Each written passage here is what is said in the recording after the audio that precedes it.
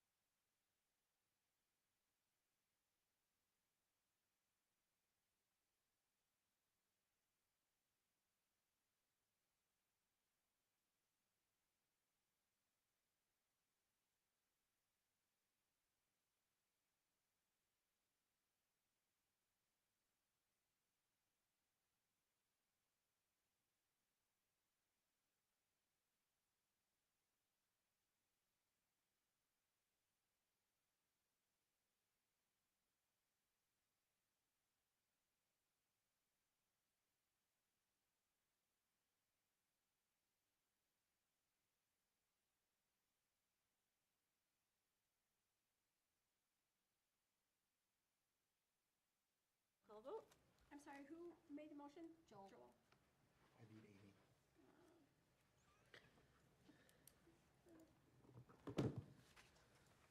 Brianna, Yes.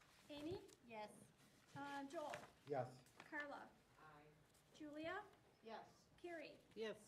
Mike, Yes. motion carries 7-0. The open session of the October 21st, 2025 governing meeting will now come to order. Laura will call the roll. We have Brianna, Here. Amy, Here. Joel, Here. Carla, Here. Julia, Here.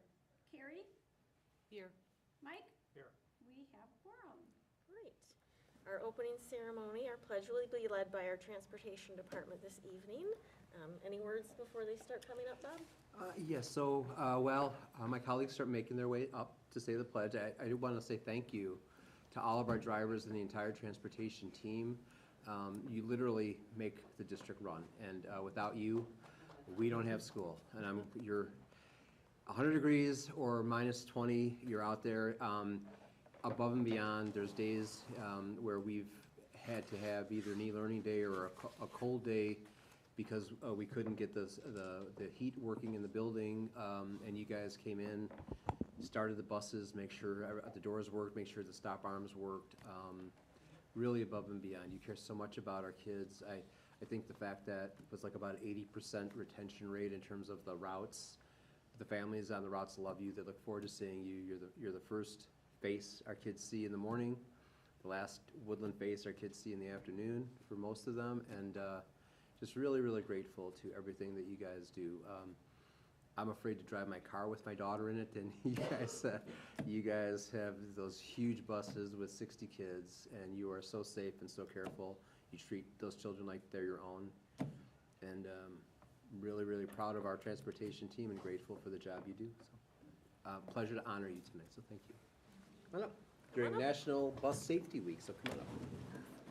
And then we have certificates.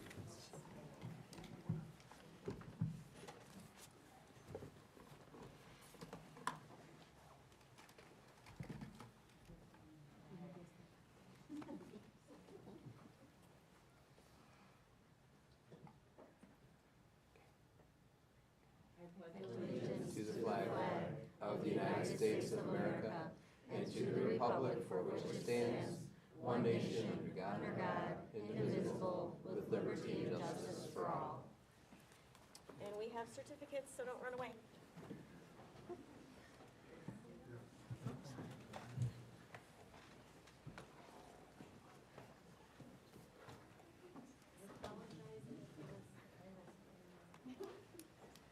Don is. Yep. Thank you. Don, thank you very much. Sue, thank you for being here. Jeff, thank you. Go Bears. Go Bears. Thank you for being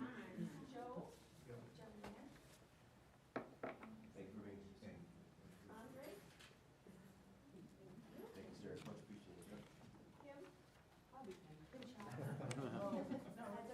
appreciated.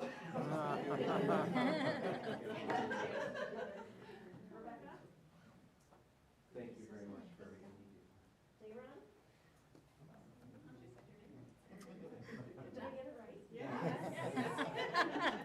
Katrina? Thank you very much for all you do. Amanda? Thank you. Thank you. Rick? Thank you, sir. Alyssa?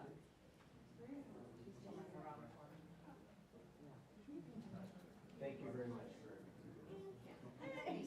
Thank you very much for being here. Thank you, Donna. Thank you.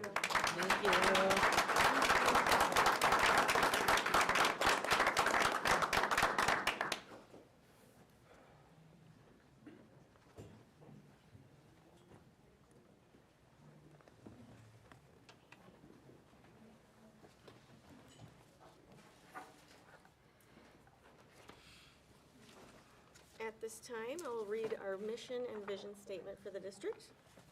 Woodland District 50 empowers our children to reach their potential by providing exceptional learning experiences that foster critical thinking in a nurturing learning community.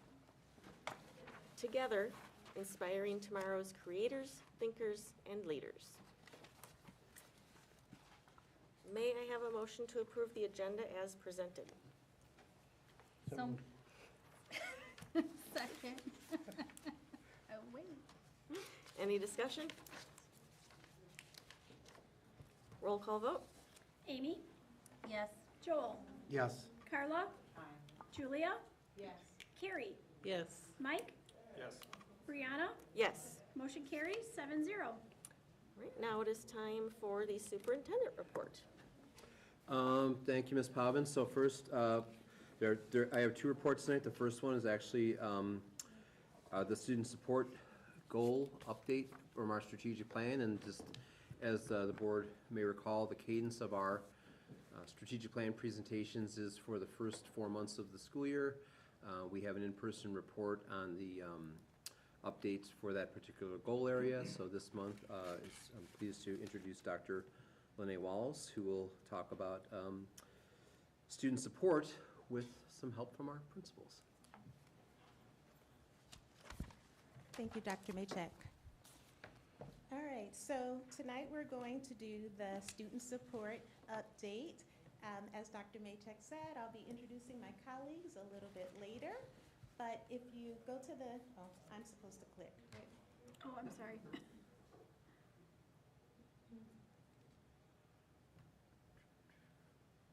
There we go.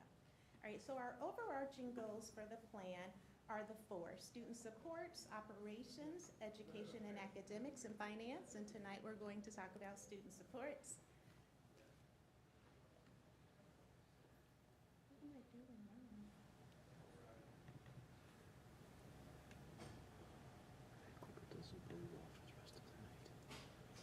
There we go. All right. We always take a look at our equity and inclusion lens, and this was a framework that we developed when we very first started working on the strategic plan. So as we add updates and check ourselves against our goals, we take a look at who we're talking about, what barriers may need to be removed, who can actually access what we're offering, and if they can't access it, who's missing, right? Who's not part of the conversation. So our goal number one is about SEL and belonging. I won't go through the strategies, but we're gonna focus on the social emotional learning and the belonging piece. And then goal number three is about responsive systems and practices. So in previous updates, I have come before you, I've given updates from the schools, and all the great things that are happening there. But tonight, my colleagues and I are going to walk you through some of the updates. There's something to be said about being able to tell your own story. So that is why they are here to help me, so that they can tell the stories of their schools. We are also aware that we don't need to tell the whole story tonight. So we are going to be brief, and I will introduce in this order Vasiliki Frake, she's the Director of Educational Services. Nikki Schofield, Principal of Primary School. Jared Reardon, Principal of Elementary School. Tim Sheldon, Principal of Intermediate School. And Tiffany Drake, Principal of Middle School. So I will start with a few district updates. And I organize these as the community, overall community, the parents and families, the schools, and then the students, all right? So we have implemented a visitor-aware system, and this system is across every building in our district, including our district office, and it allows us to quickly screen and verify visitors and volunteers and vendors. So once you go through our visitor-aware system, you are in our system no matter which campus you visit, so you don't have to start the process all over. Every day, at the end of the day, Dr. Maychek and I, we receive an automated email of every visitor who's come through our campuses, and if someone is flagged and shouldn't be here, we will also automatically receive an alert. So this has allowed our schools to host events. And instead of having a line of 300 parents come in, parents can be sent a link in advance, they can pre-register. And so once they show up, they just give their name, or they have a QR code, which I just learned is a personally assigned QR code. So you keep that, and every time you go to one of our campuses, you scan your QR code, and then you pop up and you are in. So this was a collaboration with our technology department. And as you visit our schools, you should see an iPad once you enter, and our Visitor Aware program will load for you. So we are very proud of that. As you know, last year, Dr. Maychek requested additional FTE for our family coordinators, and you met them earlier this year when they came to do the pledge. They are a group of truly ambitious initiators, right? They do not let any grass grow under their feet ever. And so their roles are really to work collaboratively with our families, our staff, and our community partners to make sure all of our students get what they need. So right now, one of our initiatives is to work with the schools, our health offices, and our family coordinators to identify our students who may need vaccinations, because our exclusion date was October 15th. And so we do have a few families who cannot access medical care. So we have wrapped around those specific students and families with the help of our family coordinators to make sure all of our kids are vaccinated, all of our schools are as healthy as they can be, and that our kids are here in attendance. You've heard about our wildly important goals, or WIGs as we call them. Each school has created or adopted one or two goals with the idea that these are the most crucial things that the teams are going to work on this school year, right? Not 15 goals, but they're gonna identify 2, and these are the goals that matter more than anything else, despite what we call the whirlwind, our daily tasks, or all the things that get in the way. So I'm sure you'll hear more about the WIGs from the principals at some point. And then I just referenced this mobile care van, but I did not talk about the diabetes care training. So next week, October 28th, we have a partnership with Advocates Children's Hospital and the Ronald McDonald House, and they will be at our middle school providing free physicals and vaccinations to all of our students who cannot access those services. I said the mobile clinic will be here next week, and again, this is just another initiative to help support our students and families. The diabetic care training is a new piece that we're adding this year. We have several students at each of our campuses who are students who are living with diabetes.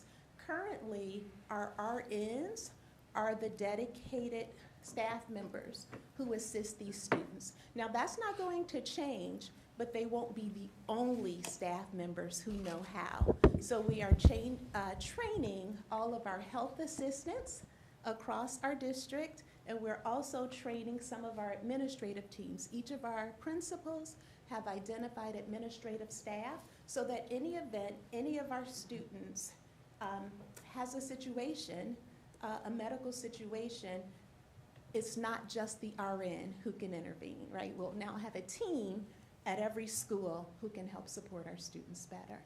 All right, so those are some of the district updates, and I will pass it on to Ms. Frake. Thank you. So this year in educational services, we have expanded our BCBA supports, board certified behavior analyst supports throughout the district. We have Easter Seals and Love Your Classroom, and Easter Seals this year is now coaching in all 4 of our buildings for our SAIL classrooms. Our SAIL classrooms are our life skills classrooms, our classrooms that have our students with special education, students with the most significant needs. And last year, Easter Seals was coaching in primary and elementary, and this year we've expanded for them to be in all 4 of our buildings, and they go into classrooms twice a month. So we're very excited about that. And we've also expanded our BCBA services through Love Your Classroom. That's another organization that is supporting our intermediate and middle school. BCBAs are very hard to come by, so we have one agency BCBA that works for us that is not full-time, and to help increase the supports, we work with these outside organizations and have expanded their supports. What did you say BCBA stand for? Board Certified Behavior Analyst, okay? And Love Your Classroom helps through classroom coaching. So they go into classrooms where there might be kids that have a little bit more behavior needs, and they run 8-week coaching cycles. So they spend half a day a week for 8 weeks and support the teacher around the entire classroom. They also, if we need help with a specific behavior plan, they can help our teams work through a more challenging behavior plan. And then this year, you'll see a little bit later in our in my presentation, they're also working with our psychologists and social workers so that we can build some additional alignment. So we're all talking the same language and using similar strategies. We're working, the second bullet point is inclusive placements for students with IEPs in pre-kindergarten and kindergarten.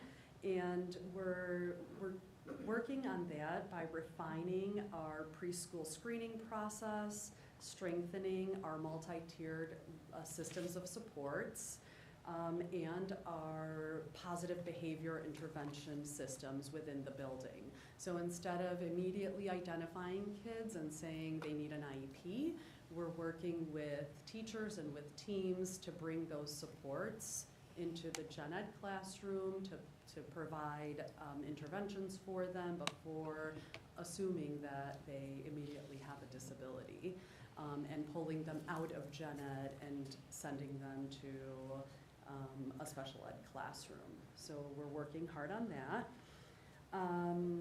Another thing that we started last year and we're continuing to work on is aligning our research-based instructional tools across our special ed classrooms and programs, and making sure that our special ed teachers have appropriate instructional tools for the kids that they are teaching.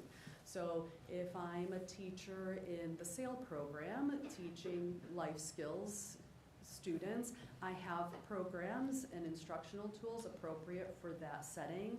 If I'm a teacher in our ISEC program, in our instructional self-contained classroom, I have instructional tools appropriate for the kids that I'm teaching in that classroom. And building consistency across the district. So if I'm a student in elementary school and I've been working with this particular instructional tool for a couple of years, and then I move to intermediate, it's not a brand new set of tools that I'm getting in my instructional classroom. I'm continuing with the programming that I've been using and hopefully have been successful with. So we've been working on alignment of our tools across the buildings, across the programs, as well as providing professional development for staff so that they know which tools are appropriate for their programming and how to use those tools. Finally, we've established regular team meetings for our speech, social work, psychology, and motor teams to provide support, mentorship, build consistency, and I'm very proud that for most of those teams, for our speech, our social work, and our psychologists, not OTPT yet, but for the rest of them, we've also been able to find outside experts and specialists to meet with them. So some of those meetings are just internal meetings of those teams and me so that they can tell me what they need, like, oh my gosh, we need more assessment tools, or we need more time together. So they're just meetings with me, but some of those are meetings without me and an outside expert that they can, because I'm definitely not a speech therapist, but I bring an expert speech therapist who also works with other districts who they can say, so how about this new research, or what do we do about minutes and providing, how do I push into a classroom if I'm the speech therapist and they're not letting me do that? So we've been able to find experts in the field to come and work with our teams.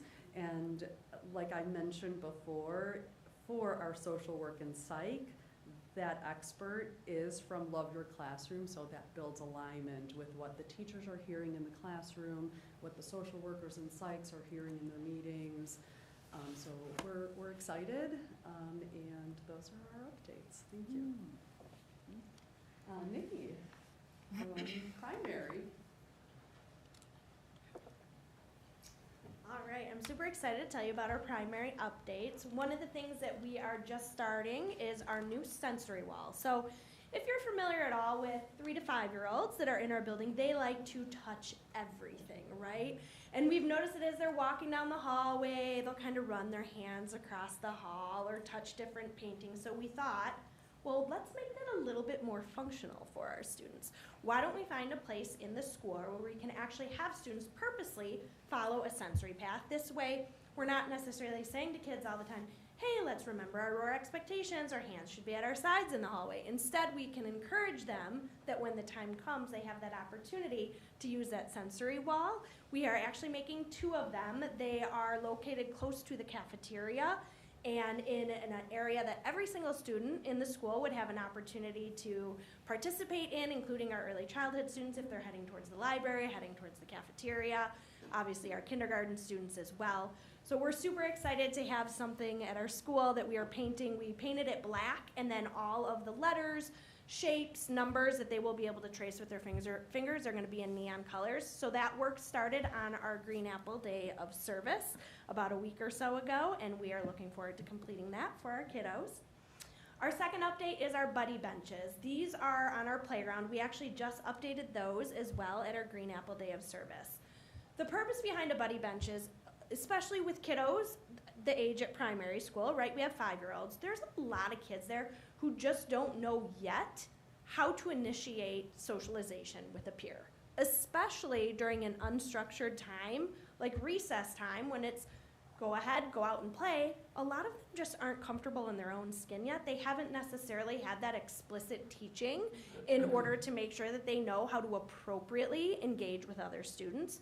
So the purpose of the buddy benches that we painted is so that if there is a student who is uncomfortable with approaching another student to play, they go sit on the buddy bench. And then other students are prompted by teachers, recess supervisors, whoever might be over there, to go over and initiate play with those kiddos. I've been out there at recess. I've helped the students initiate that. And what's really cool to see is a lot of times now they're so used to that after hearing it as much as they do, the kids now will notice that there's another student on the buddy bench, and the kids will go over and run over to them and say, hey, we're playing tag, would you like to play with us?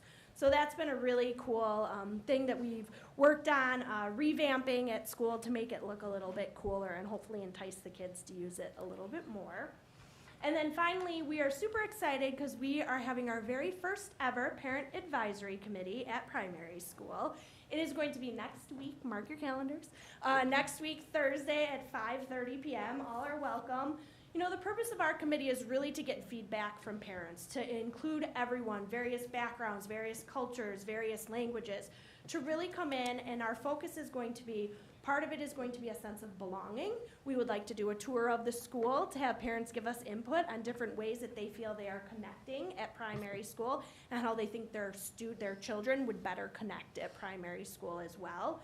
And you can see the picture up here. We did at the very, when you first walk in primary, we painted a mural, and it says welcome, bienvenidos, and then it also has welcome in Arabic as well, our top 3 languages over at primary. So that was during our Green Apple Day of Service. So we're really excited to have people come in and give us feedback on the various evening events that we've had this year, talk about fostering a sense of community, a sense of belonging, and just making sure that all voices are heard and that we have a really strong community partnership with our parents. Next is elementary.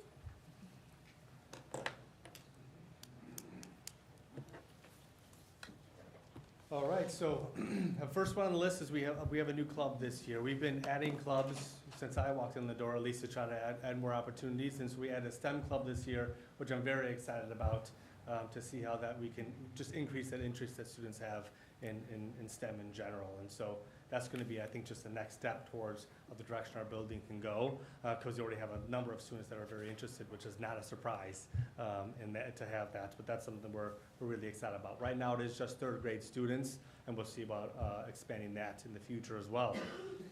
Parent volunteers, and so we have been increasing parent volunteers every single year as well, because it's a system trying to build, right? So we had 2 volunteers per classroom when I got to the district. We upped it to 3 last year with the thank of Nikki's parking lot, having a shuttle run for parents so they can park over there and we can get them shuttled over. We have now been able to up it to 4 parents per event. For these are just for the parties at least. And then with the help of Visitor Aware that Dr. Wallace brought up as well, because that's going to expedite that process, because it's going to be over 300 parents that come that particular day for the classrooms. And so that's a really exciting thing that we can keep doing. On top of that, we have our classroom teachers within their newsletters. One of the items that every single one of them will be putting in there is how their parent or their child's parent can get involved in their child's education.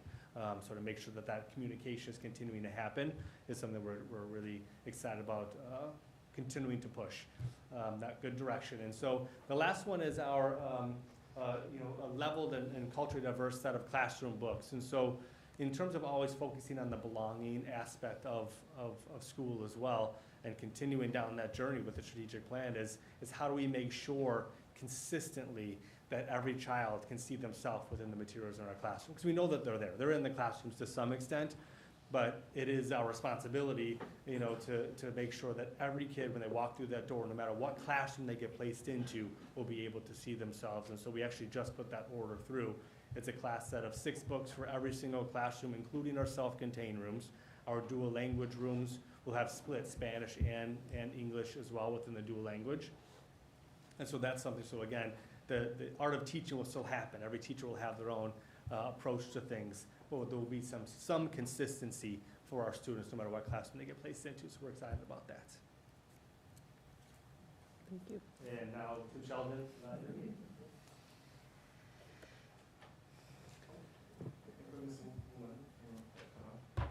Okay. So thank you. The theme for our updates is really about the sense of belonging. And I want to thank the board because the new staff that we have, whether it's the student intervention coordinator or our restorative practices facilitator and assistant facilitator, are significant investments. But when we talk about students making poor choices and learning from them, they're going to learn from another person. And these are adults that help to forge relationships with students who may be coming from a trauma-informed background. They may be coping with a lot of different stressors in their lives. And so having someone to connect with to help them learn from their mistakes is more important than anything, and to encourage them in that process, because kids can time and again need reinforcement and make the same mistake. And so the fact that we have Kathy Tragus as our student intervention coordinator, Isaiah Reyes as our assistant restorative practices facilitator, and Jen Plesha as our restorative practices facilitator. These are adults that aren't assigning homework. These are adults that aren't assigning detention, but are forging relationships and fostering that sense of belonging, so that that child knows that no matter what poor decision they've made, there's someone who is connected to them and is giving them that sense of reinforcement about how to do better tomorrow. And I think that is what our kids really need to take the next step and always feel like they belong, even when they unfortunately have made a mistake the day before. And lastly, with our flags of the world, in our cafeteria, we have a beautiful display now of every flag that I believe is possible, representing every nation in the world and territory. And in addition to looking beautiful, and a side note, absorbing some of the sound, in the cafeteria, which is great.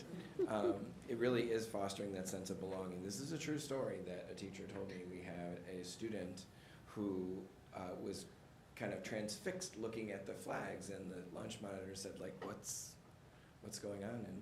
And the student said, I have never seen my country's flag represented at school before, as a student from Africa. And they were just blown away by the fact that we had that front and center for everybody to see. It's become a source of conversation for kids, which is a wonderful thing, and just to celebrate the fact that even though we come from all different parts of the world, we all belong to that same community. So thank you very much for your investments in our school this year. It's made a big difference. Thank you.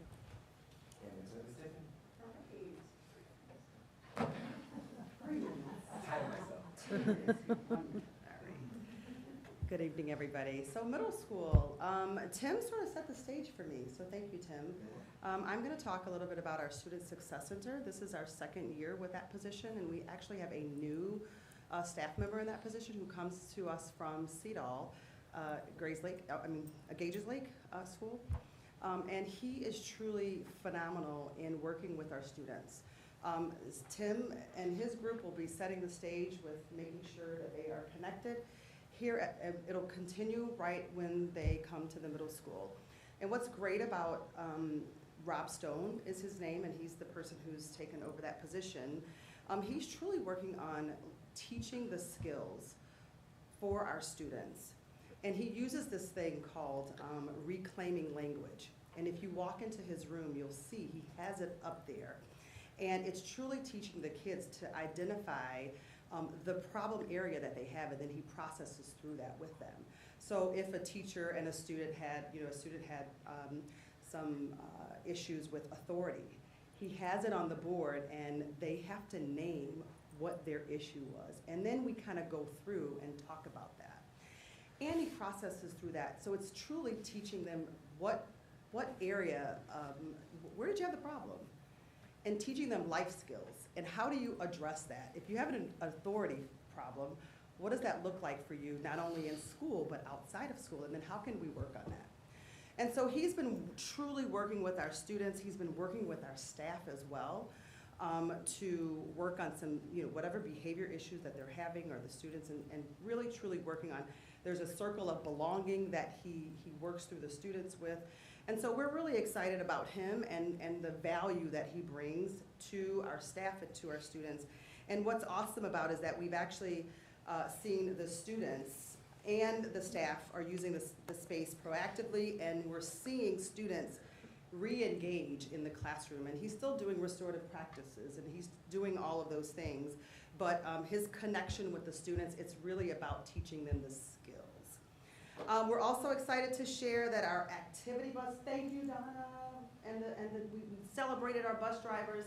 We're excited because we finally have an activity bus at the middle school. Yay, right? It's now up and running. We have 100 students that are signed up.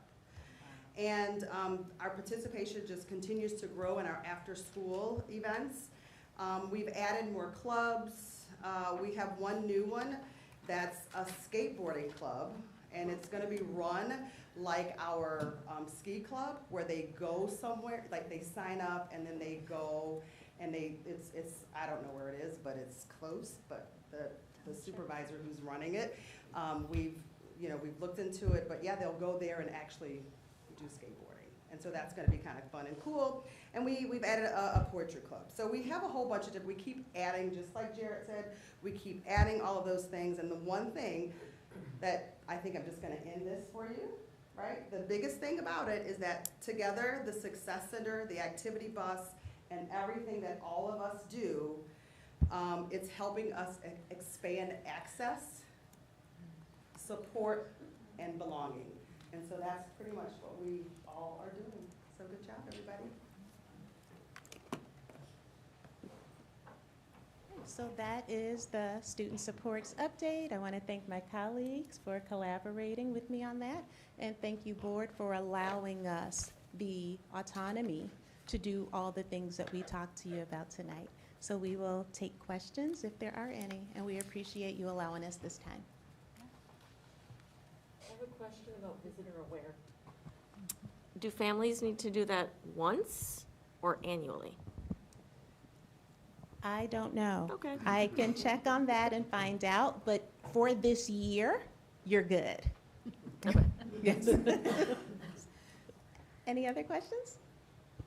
I don't have a question, but I just want to thank all of you for that little peek into the, this is what it's all about. So it's just so refreshing and nice to hear all these wonderful things that you're working on, and I'm just so grateful to all of you.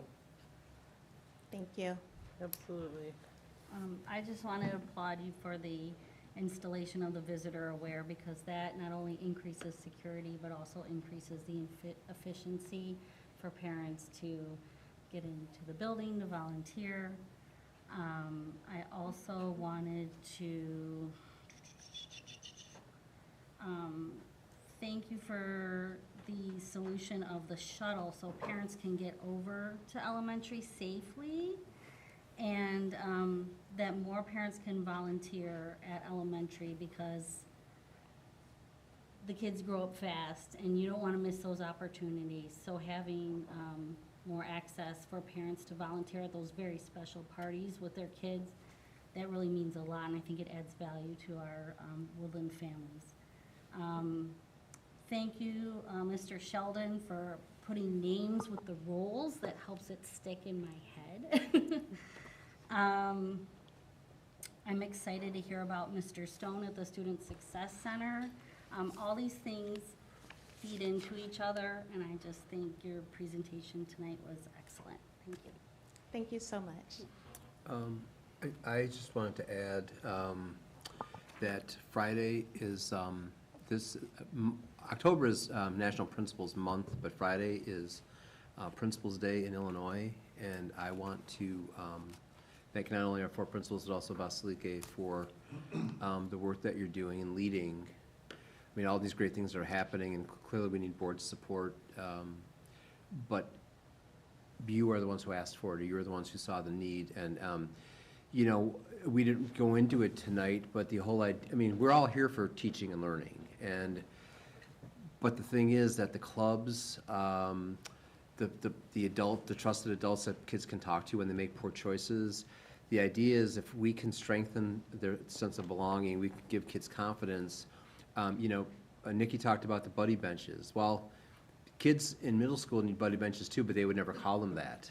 And instead, we do a skateboarding club where kids can get to know their peers who they don't know, and then they see them the next day in language arts or social studies class, and now it's not so scary to work as a member of a group, right? So the things that you're doing, although they are fun and games, and I'm going to join that skateboarding club, 'cause I could shred a half pipe, but the reason we do it is so that when kids are in classes, their mindset, their outlook, their confidence, they're feeling they're in a safe space. Everything is really coordinated.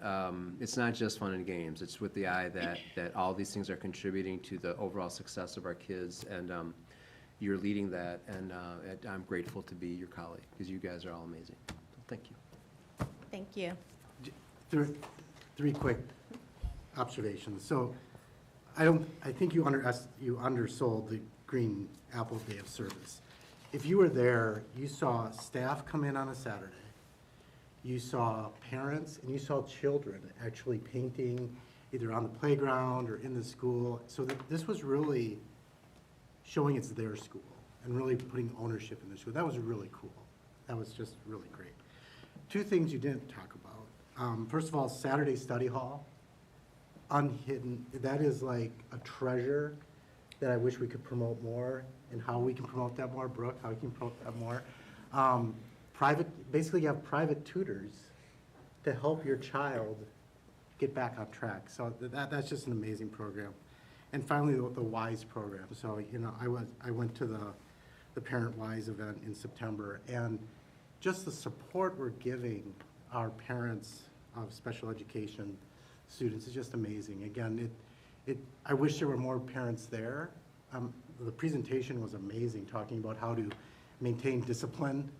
I don't think that cuts across all of it. I took away a lot of techniques that I'm now instituting at home. So just, there's so many wonderful things we do to help students and help parents succeed. And thank you for all you're doing. You know, it wasn't on the agenda, it wasn't topics, but I mean, so much you have on there. It's just so great to see caring administrators and caring educational staff trying to get our kids educated. So thank you for all you do.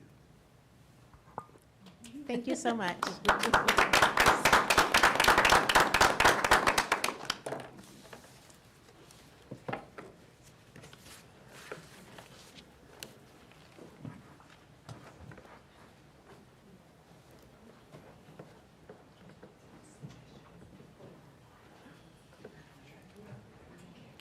Thank you, Dr. Walls, also for facilitating that presentation. It's excellent.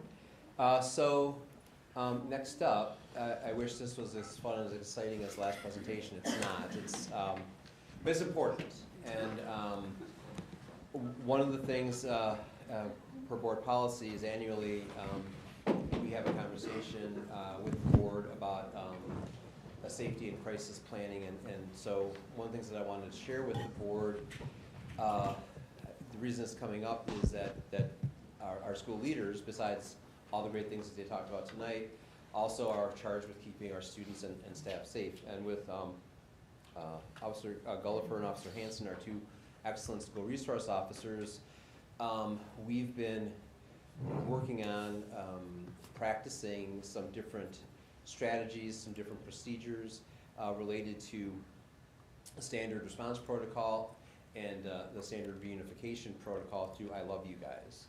And so what I wanted to do briefly tonight is to share a little bit about the standard response protocol. And I could, if I can certainly bring back the reunification piece, but this is really what we do, like while we're in school, Monday through Friday, and the different things that would occur inside a building or with our students and staff is really more grounded in this response protocol.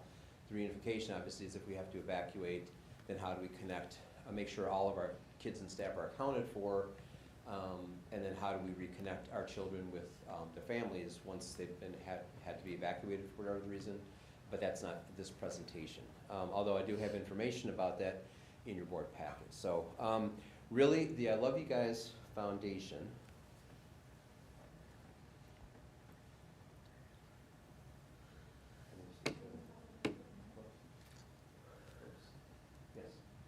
the I Love You Guys Foundation was started by a husband and wife, John and Ellen Keys. And what happened was in 2006, their daughter was tragically killed in a hostage situation in a high school in Colorado. And she texted her mom and dad those words, "I love you guys," and then that was the last communication they had with her. And just amazingly, the Keys turned their grief into action. Thoughts and prayers don't get it done. Well, let's do something. And they did what they could, and they started the I Love You Guys Foundation. And literally nationally, if you go to the I Love You Guys website, there are so many free, excellent resources that they are not trying to get rich on this. They want to keep people safe so that another family doesn't lose a child the way they did. And that certainly, safety has been front and center since I started here at Woodland, and I've appreciated the board's support, as well as the support of our teachers and staff and administration, everything from Blue Point to fixing key locks on the doors, to doing additional lockdown drills that are required, to working very closely with our Lake County and Gurnee law enforcement officers, as well as our fire department. I will tell the board, if you don't know, the level of communication and cooperation that Woodland gets with the Lake County Sheriff's Department, with the Gurnee Police Department, with the other police departments, where we serve 7 zip codes, and we're in regular communication. Our fire department, we had a situation through ThrillShare, but I won't go into detail, but there was a hit on a Saturday afternoon, And within minutes on a Saturday afternoon, Officer Hansen was in communication with the Park City Police because we were worried about something a child was searching for. Tim was on the phone speaking to the family and speaking to the family in Spanish because we were worried about what a kid was searching for on one of our devices. And it's that level of commitment and response that really, well, you can't guarantee it. I try to think what kind of school would I want for my daughter, and my daughter would be very safe at Woodland. So this is something from I Love You Guys, and this quote is important. I won't read it to you, but when you look at it, what this says to me, the reason why we can have peace amid chaos is three things that the I Love You Guys Foundation does. The first one is, this is muscle memory. You don't want people to have to think in a crisis, just you want them to be able to do. And I Love You Guys, in all of their protocols, really strips it down to the bare essence of what has to happen now. Everybody needs to know, all the adults need to know where to go, what to do, what to say, where to stand. And I Love You Guys, the protocols take all the guesswork out of it.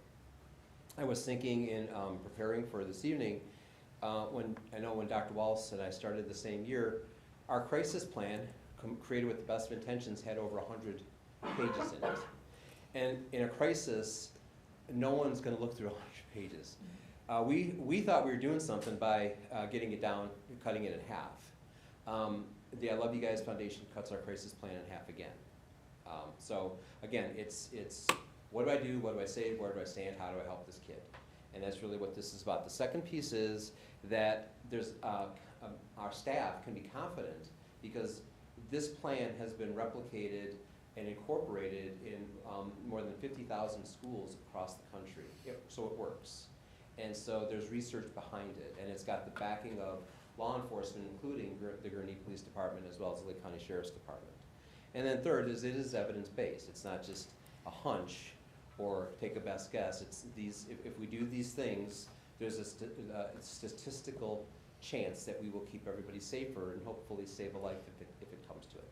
And so how does that happen and why does it happen? One of the biggest things, and we've got our new shared services committee, there'll probably be an update later on, but one of the things that even came up in the looking at the board packet for this evening is our crisis communication, or is our crisis plan an opportunity to work more closely with our other Gurnee districts?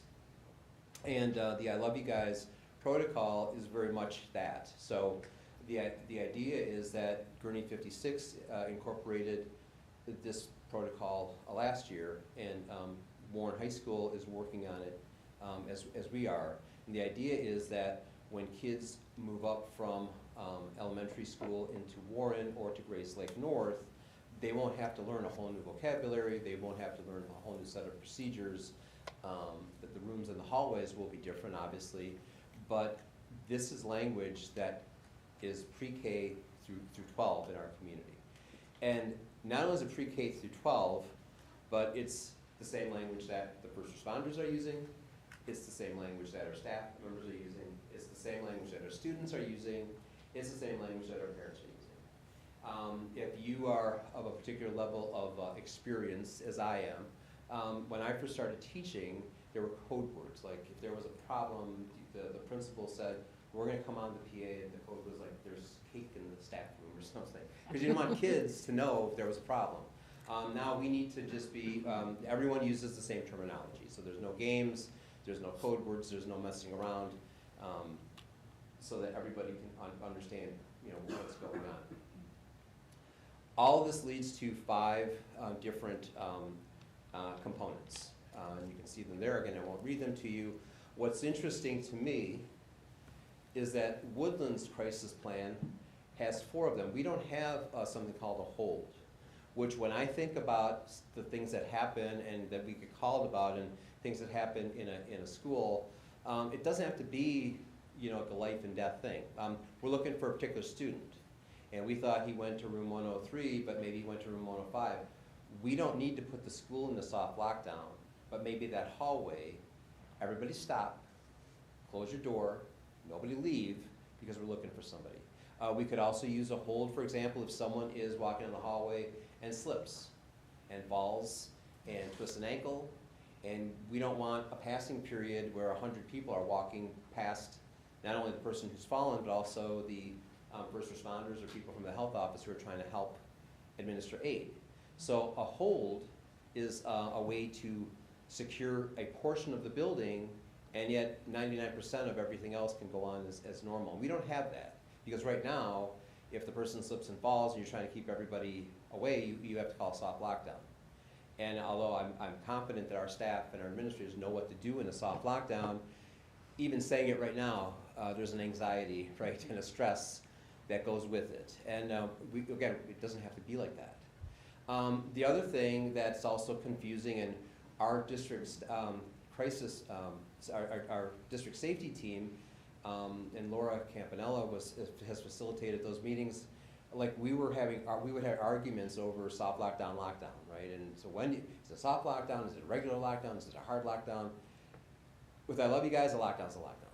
And if it's and it means a hard lockdown. If it's not a hard lockdown, we don't use that word. We use the word secure. And secure is a way, and one of the things that I think is going to be a benefit, again, having a common language and a common operating procedure, is each of the schools, again, with the best of intentions, well, a soft lockdown means we can't go on the playground. Well, soft lockdown means that we can't change classes. Again, the directions in the I Love You Guys protocol is in school it's business as usual. There's something on the outside, so we lock the doors, and we make sure that if there's something going on in the community that doesn't come in, and we don't put our kids or our staff members or visitors in harm's way by letting them out. And the slides will go through. There's certain ways that you can kind of I don't want to get around it in a negative way, but there are ways that you can continue the cadence of the school day in a secure mode, and still, like, for example, if it's near dismissal time, how to get kids home, proceed on the bus, or how to have parents come in to pick up kids for appointments and things, in a way that's controlled and in a way that's remains secure. The other thing is we shelter in place is then replaced by the term shelter. And evacuate, again, is evacuate. The biggest thing with that is what happens when you leave your school or the office or whatever, and then where you go, and then how do you reconnect with your family. So each action is followed by a set of directions. Each action is followed by directions: go here, stay there, do this, do that, and then every action has specific instructions for staff, for students, and for administrators. So in terms of hold, again, that's something's happening in the hallway, we need to secure this area, and all needs to be kept clear. So students remain in classrooms till all clear, teachers remain in classrooms till all clear, close and lock the classroom door because something's happened, we're looking for someone, we're trying to keep kids out of an area, whatever. And then again, make sure that you have who you're supposed to have, and the day continues as usual. Again, for a secure, which is what we used to call a soft lockdown, the idea is to get everybody inside the building because there's a threat or something that shouldn't be impacting our kids possibly outside. And so certainly in our neighborhood with all the retail, our schools in the retail area, Grand Avenue and so forth, I've gotten calls from the police department that something happened at one of the retail stores and they're looking for somebody who's cutting across playground. Okay, well, we bring the kids in. But again, there could be a criminal, there could be civil unrest, there could be a dangerous animal on the playground. And so you get inside, you lock the outside doors, inside is business as usual, kids inside the building. Then, once you're in, again, so we don't go out for PE, we wouldn't go out for recess if we were in a hold, in a secure. But again, the day can continue, kids can change classes, kids can use the restroom. So again, just being more heightened awareness of surroundings. And again, taking attendance is really big with I Love You Guys, just to make sure everybody you're responsible for is where they're supposed to be. So they call this the life cycle. And so what happens if your parents want to come in to pick up a student who is got a doctor's appointment, let's say, Well, if you were in this mode, it could very well be that you would communicate with the parent and explain what's going on. Maybe a staff member walks a student out in that situation and signs them out that way. Or a staff member walks out, we would ask our SRO to help to make sure that that area was safe to have somebody get out of their car, walk across the sidewalk to come in. So there, again, we know there's exceptions because the school day is continuing, and I love you guys accounts for that. Lockdown is pretty traditional. One of the things that is a little bit different, and the other piece that I think is really unique about this plan is that it is sort of scalable to your specific situation. There's a whole section, and I love you guys, that deals with how to handle cell phones.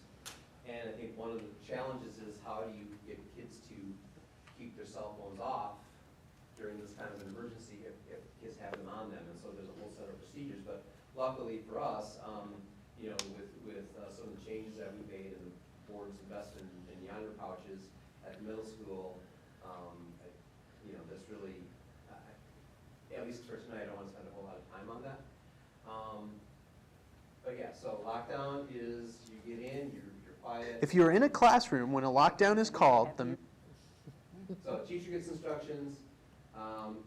Again, there's that muscle memory. You want to have somebody fumbling around with a bunch of keys. We're trying to make sure that so the doors can lock from the inside. Doors should be locked during the school day.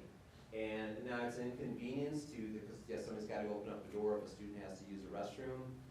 But the benefit to keeping classroom doors locked when children and when class is in session far outweighs the inconvenience of, we could identify a kid to be the door opener if somebody has to use the bathroom. But again, a locked door is the biggest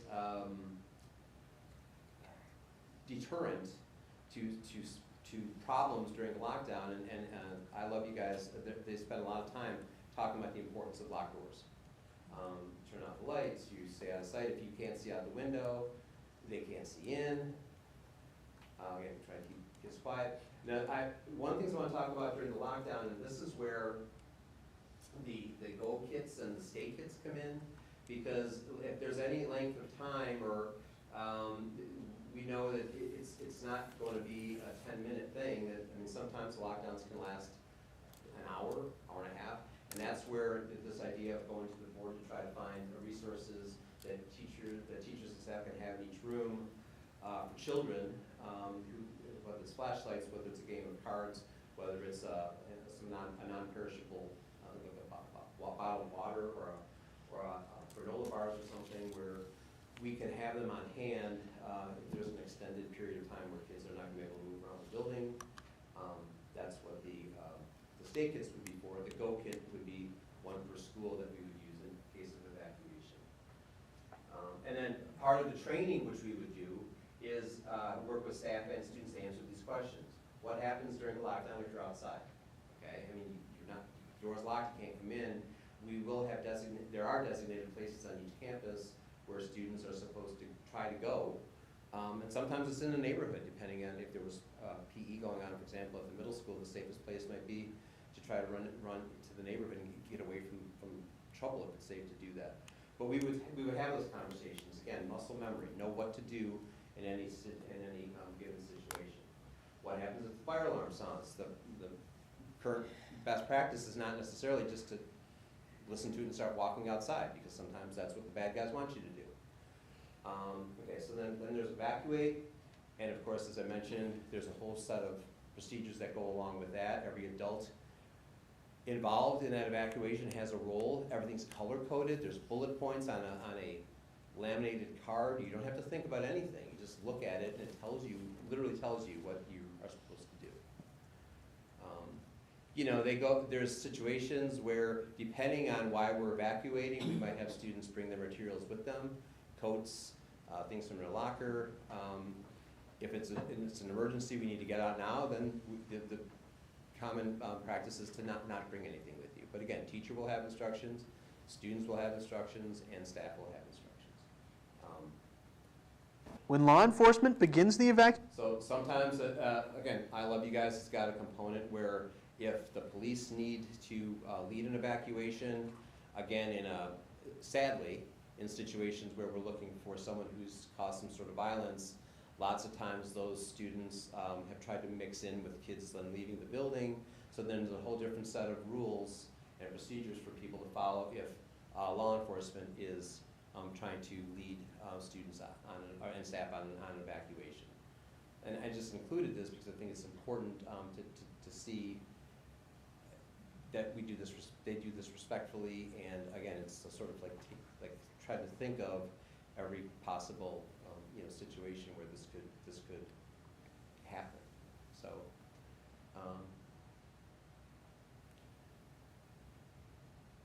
So, again, attendance, making sure that everyone's accountable, we know where everyone is, where they're supposed to be, and then there's a whole protocol in place for reuniting families with students from the evacuation site, which I know some of our schools, I know elementary has already practiced that, right? And is that the only one? Yes. So, Detective Hanson and I went through a train the trainer session back in August, sponsored by Lake County Sheriff's Department and American Red Cross, so that we're going to try to replicate that training district-wide. And then the shelter in place is, if there's this is really predicated on personal safety. Like there's the common one that we would currently use shelter in place is bad weather. There's a tornado and it's not safe to you don't move by windows and things like that. So could be like a chemical train derails. There's a chemical spill, right? But it's almost always in schools used for some sort of an environmental. So then the next step would be, and there's the standard reunification method, which is again its own set of training. The next steps for us would be to work with our leadership team and our district safety team to come up with opportunities to train the entire district.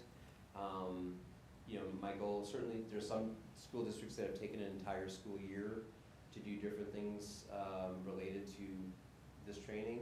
I think that, and part of it involves like unlearning sort of some of the things that you might be doing that don't fit with I Love You Guys. I think one of the things that is really good about the district crisis plan, like for example our reunification plan, it is already almost all following this reunification method, minus everybody having a specific role. So we've got the specific roles that we all need to play, but I Love You Guys goes one step further, and I would hand you a yellow lanyard with your role and then your responsibilities, and you stand here, and here's what you say, and here's the script. And again, it's you don't have to think about it, you just have to do it. So that's the direction we're headed in. We certainly I can report back as we start training district-wide. I don't see this as a new initiative, because this is not something like, well, we're gonna try and see if it works or whatever. I mean, this is methodology that, again, we're using in our community. This is methodology that we've been encouraged to adopt by both the Lake County Sheriff and the Gurnee Police Department. And so really, the training just involves making sure that our students and our staff particularly understand what their roles are and what they need to do, and certainly want to bring the parents and the community along as well, so that, again, part of the I Love You Guys is that everybody has the same information and the same vocabulary at the same time. So that's really what tonight was. Questions? I really like seeing this presentation because I had seen it originally at the Warren campus when, what is it, the Lake County Safe, I forget what it's called, but when Warren hosted. Oh, the ROE, the Safe Schools workshop, yes. Yeah. There's a whole day So- devoted to this. Yes. Yeah, so I went to that and listened to his presentation, so I'm really excited to see this come up again. I think you did a great job explaining it to everyone, but I really like this program a lot. Yeah, it's more simplified, and I think, again, having common procedures across the buildings is helpful for staff, it's helpful for students, it's helpful for parents to understand. you know, when there's a soft lockdown, you always see people asking questions. Are they gonna go outside? Are they not? I see them outside. I see them outside. Are they supposed to be outside? So this way, we all know what we're expecting. Well, and even, To you know, each the of the best of situations. intentions and everybody trying to do the right thing, but even when we talked as a district committee, there were some administrators who said, well, in our school, if there's a soft lockdown, we keep the kids in the classroom. Then there were other principals that said, well, no, soft lockdown, they can go around the building, we just don't, Right. they're not coming in and out. So, yeah, I mean, whenever there's something going on, it almost always comes down to communication. And I think that's one of the things that the I Love You Guys methods do best, is they simplify and clarify communication. It's so important all the time, but particularly in a crisis when things are kind of going crazy around you. And I like the alignment, not just from building to building for our district, but also to the high school, whether it's Warren or Grays Lake, or if it's from 56 to Warren, that, you know, as families see the continuity for their experience, because to them, it's one track, it's one experience, whether, you know, but seeing the districts work to have this alignment, I think is something that is necessary, but I'm excited to hear more and more of that from administration. I think it's a good goal to have. Thank you, and to that point, I will tell you that both Dr. Weisman at Warren and Dr. Cray in District 56 have been extremely helpful in sharing resources, you know, and offering, you know, opportunities. We're really looking for opportunities where all three of our districts could work together as we move towards this model. So.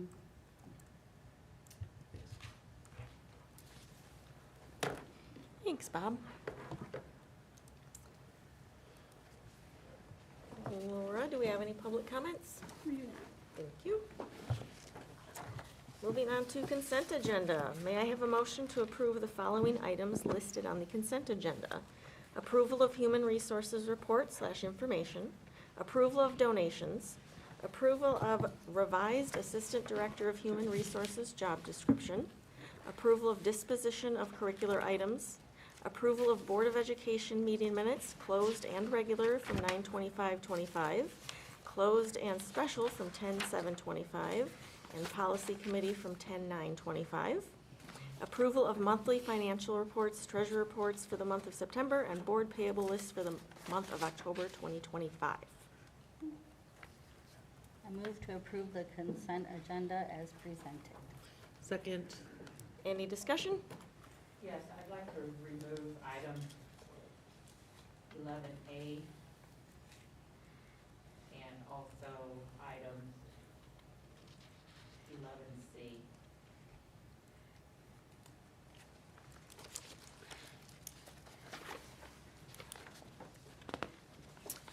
So those will become reports and discussions, G and H. Consent item, or action items, not reports Oh. and discussions. Thank you, So Laura. it'd be enough. My apologies, you're correct. Thank you for catching me.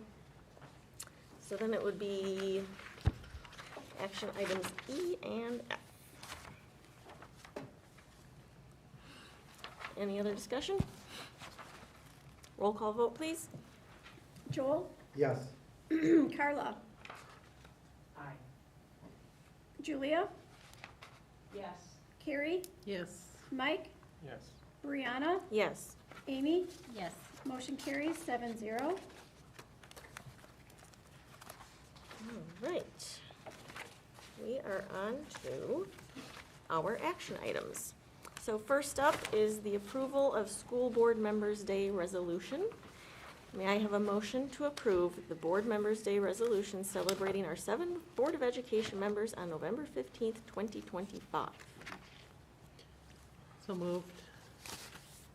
Second. Any discussion? Roll call vote. Carla? Aye. Julia? Yes. Carrie? Yes. Mike? Yes. Brianna? Yes. Amy? Yes. Joel? Yes. Motion carries 7-0. Joel.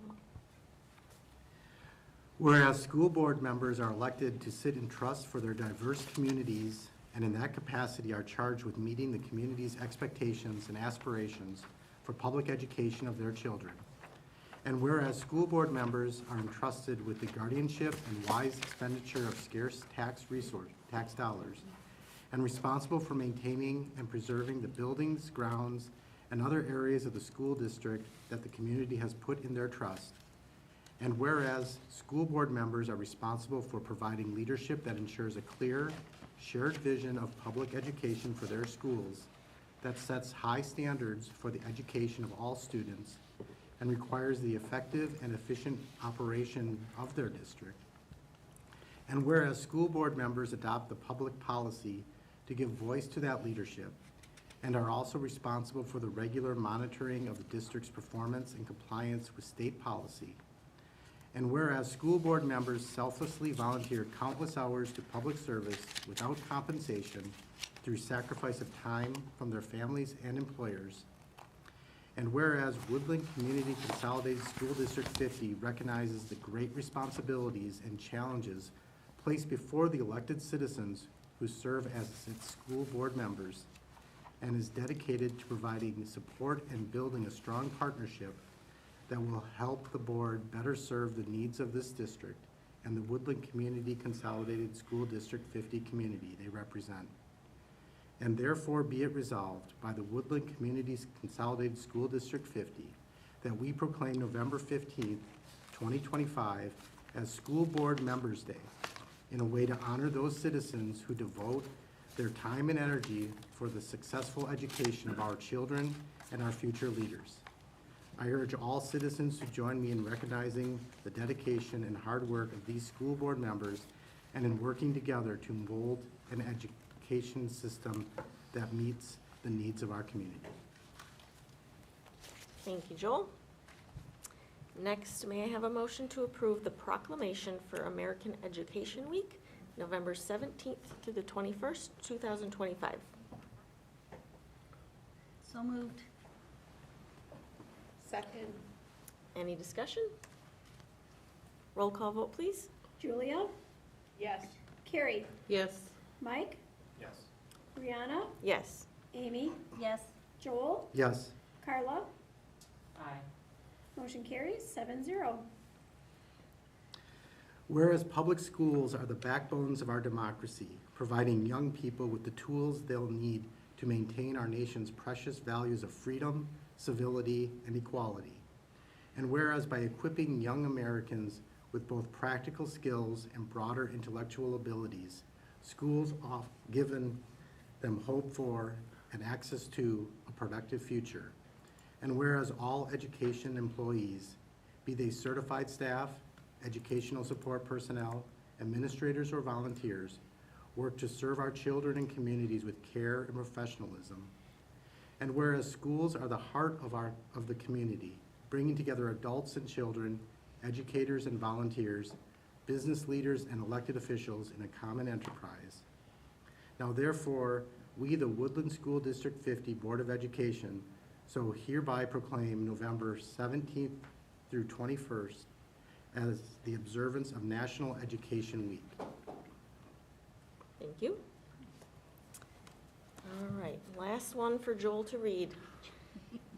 May I have a motion to approve the proclamation for Principals Week, October 20th through 24th, 2025? So moved. Second. Any discussion? Roll call vote? Carrie, Yes. Mike, Yes.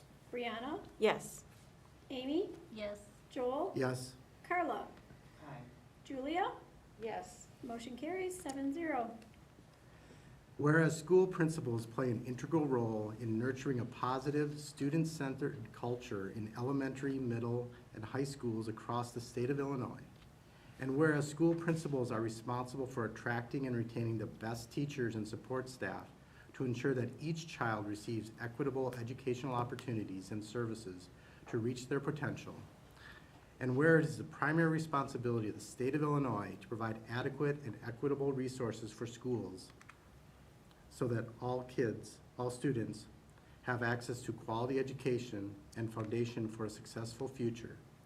And whereas the Illinois Principals Association, which represents over 6,900 educational leaders statewide, believes that educators' experience and voices are essential in crafting effective educational policy.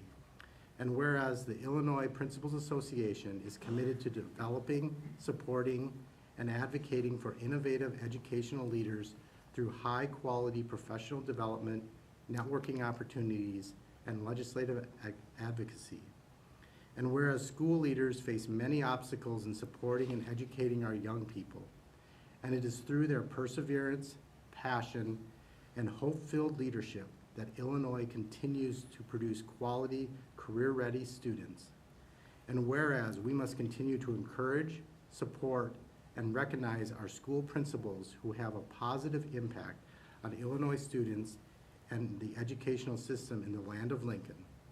Therefore, I, J.B. Pritzker, Governor of the State of Illinois, do hereby proclaim October 19th through 25, 2025 as Principals Week, and October 24th, 2025 as Principals Day in Illinois, to recognize principals and the Illinois Principal Association for all that they do to help our children learn and succeed.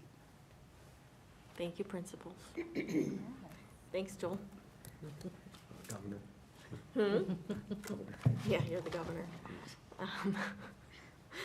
Next action item, may I have a motion to approve the estimated amounts necessary to be levied for the year 2025 as presented and direct the publication of the Certification for Truth and Taxation Notice? So moved. Second. Any discussion? Chris? Come on.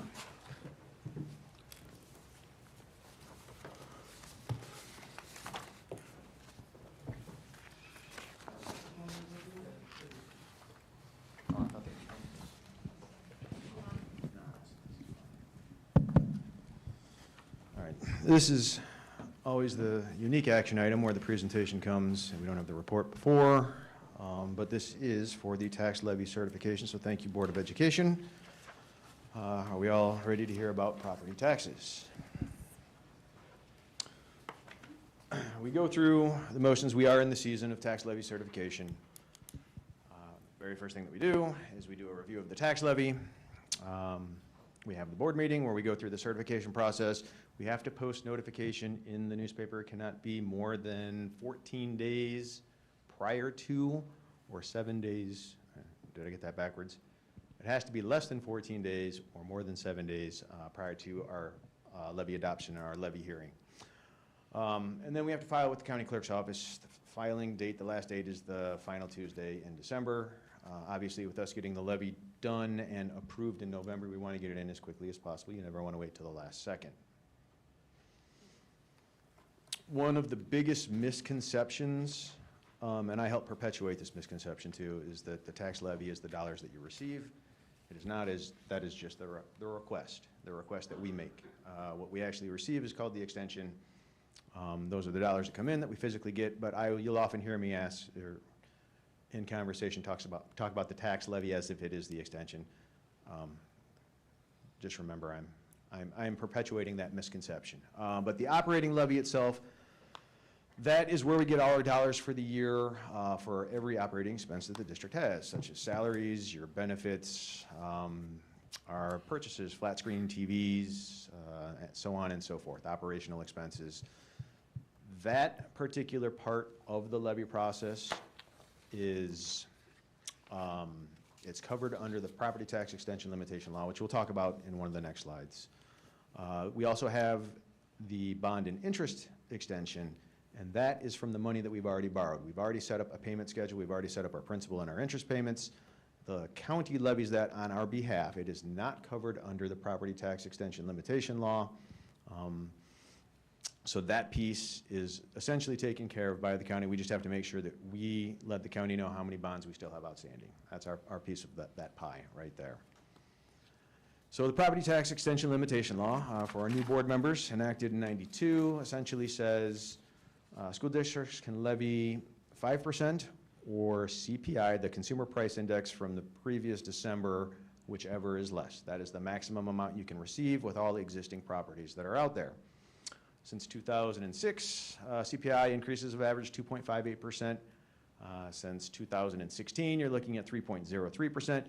You can see that little chart there, property taxes or CPI, it can be all over the place.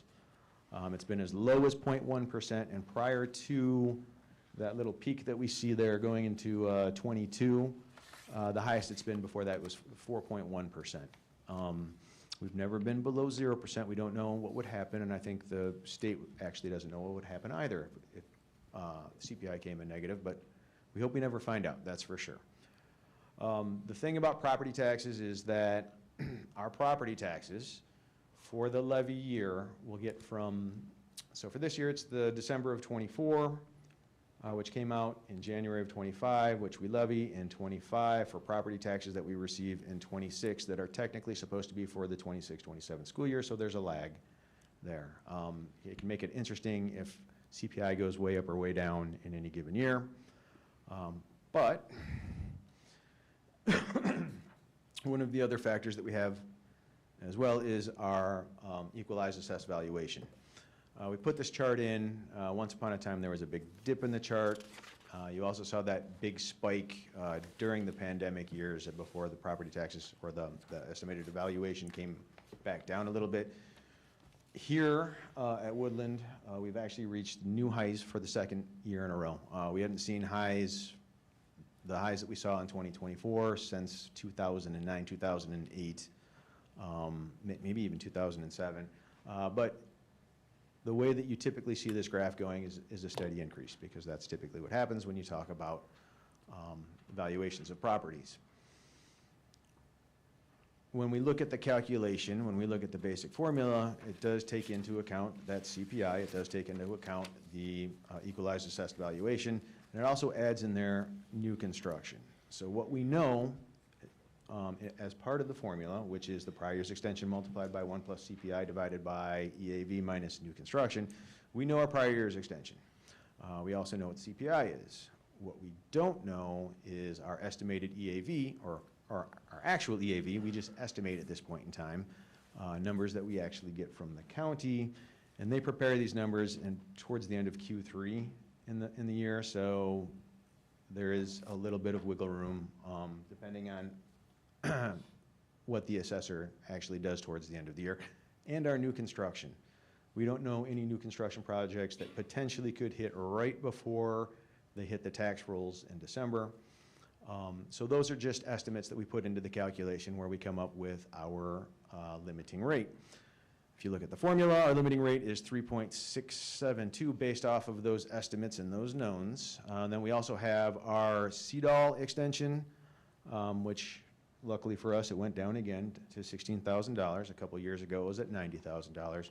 And then we have our debt payments, and those are increasing up to $6.592 million from where they were the previous year, which was in the fives, the high fives.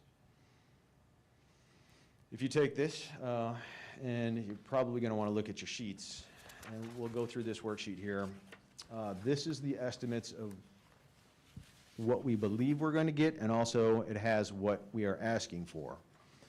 If you take a look at that far left column, that is our prior year's extension. The number at the bottom, the $80,425,000, that is our operating fund extension that we received. In the yellow is what we are going to be requesting. And you can see when you get towards the bottom and you look at the percentages, you see that percentage of 4.92%. Prior to putting in the bonds. That 4.92 represents the dollars that are not covered under that, or that are covered under the property tax extension limitation. Once you add in the bonds, it goes over that 5%, 5.47%, but that doesn't matter because bonds do not count towards that. If you look at the next column over, the second blue columns, you'll see what I believe our extension will wind up being based off of the estimates that we have. So instead of receiving 4.92%, you're going to be looking at about 3.71%. That is with the CDOL IMRF. That would be that formula that we just showed you, the limiting rate formula multiplied by our equalized assessed valuation. So the dollars figures that we are asking for are $84.4 million. What I believe we're going to receive is $83.4 million essentially. The reason why we always ask for more dollars than we expect to receive is because we don't know those numbers. We don't know what equalized assessed valuation is. We don't know what new construction is. There is zero penalty for asking for 1% greater than you think or 100% greater than you think. There is a perpetual penalty if you ask for what you think you are going to get, and then it turns out that there are new construction that came on in Q4 that the county wasn't aware of, and all of a sudden, those dollars that we otherwise would be receiving, we're not receiving anymore. When I say perpetual, that's because once it's off of your tax books, you can never recuperate that money again. It just goes into the general pool. So school districts generally always want to ask for a greater amount, just to make sure that they capture everything that they are entitled to. The 4.92, when I talked about the PTEL, there is something that essentially states that if you go over 5%, you must put a notification in the paper. You must have this meeting today, and then you must have the levy hearing, obviously before the final Tuesday in December. For our purposes, we just do this as general good practice. We want to be transparent, we want to be good stewards to the community, so we want to make sure that we get this notification in the paper, let people know when our levy hearing is going to be in case they want to come to the levy hearing. There is a specific style and format that you have to do. It follows exactly what's on the screen. And then we would be aiming for, in between that November 5th date and that November 12th date, I've got it on my calendar to tentatively put it in the November 5th issue of the Daily Herald. This essentially here is what you are approving when it comes to the action item. Like I said, we don't have to because we are not going over that 5%, but we want to. This is probably the third time you've seen this year. I was hoping that we'd actually have our most recent AFR numbers, but the AFR is done. They're just dotting their I's and crossing their T's, so we still have the fiscal year 24. This is part of the public act that says we have to report this out. This will probably be the last time you see it. There will be an additional one you see at the November levy hearing that talks about our cash flow, our cash balances. That's also a requirement. But this is just that add-on that we've already talked about a few times before. But that is our tax levy, our request in a nutshell. Does anybody have any questions? So in 2020, when we borrowed additional funds at a very low interest rate, initially what happened is that our debt service payments went down, and I believe they were required by law to go down for a couple of years. But because we were, they were forced to go down, obviously they were going to come back up again, but because we also borrowed additional monies, they were going to come back up too. So that I'll go back to the slide, it's $6.592 million is going to get up to 7, just above 7, and it's going to kind of peak and then hold stable right around 6.9 to 7 once we get up there.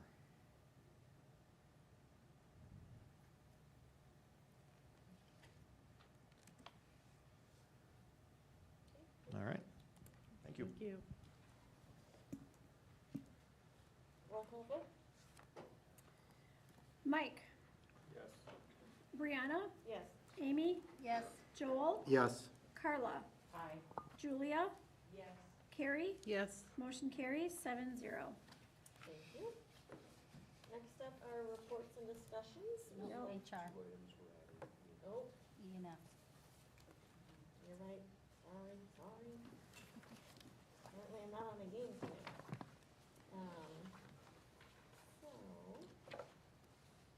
May I have a motion to approve the human resources report / information? So moved. Discussion?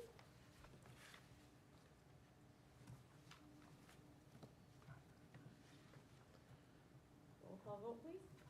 Brianna, Yes. Amy, Yes. Joel, Yes. Carla, No.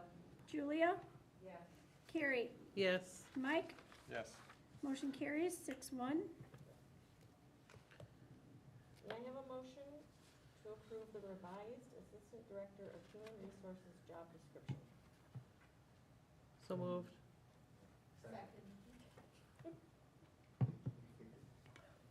Any discussion? Roll call vote, please. Yes, I have a couple questions. I think it was mentioned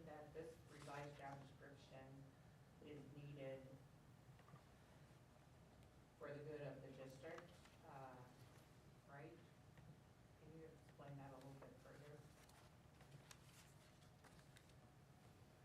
So one of the things that we're hoping to do through this new job description is reflect the fact that we're looking for the candidate to fill this position would have administrative and teaching experience. This with our movement to our new para plan with the union that does not include student growth. I think it would be helpful to have someone in this role who understands the classroom and the Danielson framework and the evaluation model, not only in terms of trying to support teachers and building administration, but also in terms of being able to articulate during different career fairs or opportunities to network, to be able to more fully describe what a position here at Woodland would entail in terms of what a teacher's day looks like, what curriculum materials they have access to, what types of supports and mentoring they have access to. I think, our challenges in terms of identifying and retaining staff members have been widely reported, sometimes inaccurately, but it certainly remains an issue. And I think it would be helpful, one of the things we're hoping will be helpful is to have somebody in this role with that type of background, which is why I'm recommending this particular change. You said it was something you came up with the union? I would ask Martha, it's born out of our committee work, our evaluation committee work. Martha, if you could jump in on that. Sure, it's part of, the member care committee, the changes with the central, I believe that the student growth part, it was talking about the, evaluation part and having somebody who can be the third party administrator and do, observations and evaluations on student staff.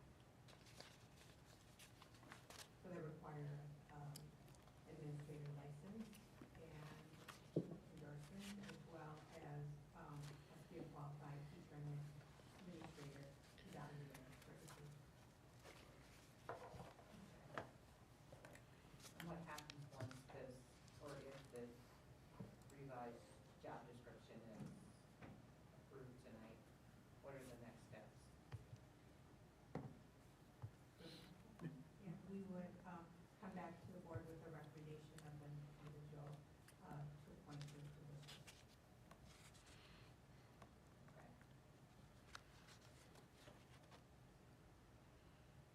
Okay. Any other questions? Nope. Okay, roll call vote, please. Amy, Yes. Joel, Yes. Carla, Aye. Julia, Yes. Carrie, Yes. Mike, Yes. Brianna, Yes. motion carries 7-0. All right, now we're on to reports and discussions. First up is a presentation on the 26-27 district calendar. Thank you. So I wanted to share a draft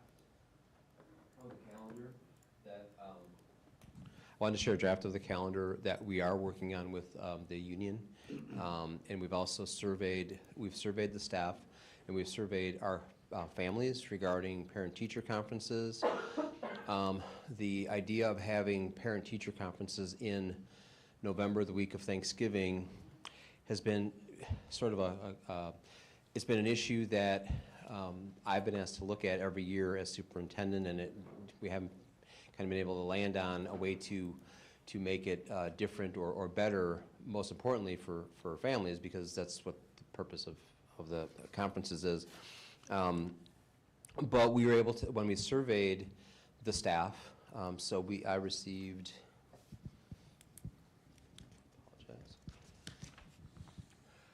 487 responses from certified and non-certified staff across Woodland, and the question was, if we could move parent-teacher conferences to a different week in November, would you be in favor of that? And doing so would allow us to have, for our students and our staff and their families, to have the entire week of Thanksgiving being on attendance. Right now, it's a student half-day on the Monday, and then parent-teacher conferences, then a student half-day on the Tuesday, and then parent-teacher conferences, and then Wednesday, we're closed, Thursday is a holiday, and Friday we're closed. So we asked the staff. Overwhelmingly, 88% of the people who responded said yes, we would be in favor of that if you could make it work. We asked the exact same question to our families to ask them how they felt about moving parent-teacher conferences to one full day of conferences rather than the 2 half-days in student attendance that Thanksgiving week. We received 252 responses from the community, and 81% of those responses were in favor of moving the conferences to a one-day, full-day conference. It would be like 8 in the morning to 8 in the evening, most likely on the Friday before the Thanksgiving week. So for next year, it would be, I believe, the 20th. So there's 3 ways to look at the calendar. The first one, and simplest, and quite honestly the one that I was hoping everyone would say, oh, this is great, is the calendar we have now, because it works. And it's sort of like a jigsaw puzzle in that there's certain things you have to have in the calendar. Whenever the calendar, not just here, but in lots of districts, there's questions, well, how come they're doing this, or why can't they take a half day there? You know, there's certain rules we have to follow. We have to have 176 student attendance days. We have to have 185 calendar days. That includes emergency days. We're allowed to have 4 institute days. And then other nuances depending, when we were doing our SIP days, you could bank time. And if you banked a full day, as soon as you had banked a full day over the 5 hours, you could take a SIP day. So there's a very thick, there's a very thick instructional manual from ISBE on calendar creation directions. For me, the simpler is better. This is the calendar. The calendar we have this year, one option would have been to put this year's calendar into next year's dates. And the calendar committee talked about that. And although it worked, you know, there was still that kind of nagging thing with the 2 student attendance days during Thanksgiving, because in terms of instructional value, you know, everybody's trying to make the best of it, but there's a holiday coming up, and in terms of, you know, moving the curriculum along, I'm not sure we get the same bang for a buck if we had those days in October or September, right? So the union again asked me to look at, was there something that we could do with those days? So what we came up with based on the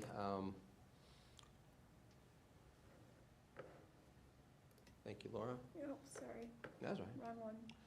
So interesting thing about the flat panel, the regular old pointer, the kind you'd tease a cat with type thing, it doesn't work on the television. So we're trying to figure out how to be able to get it so that we could highlight a couple of things.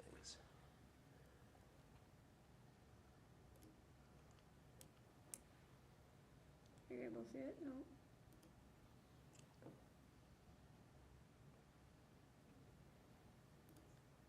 Nope.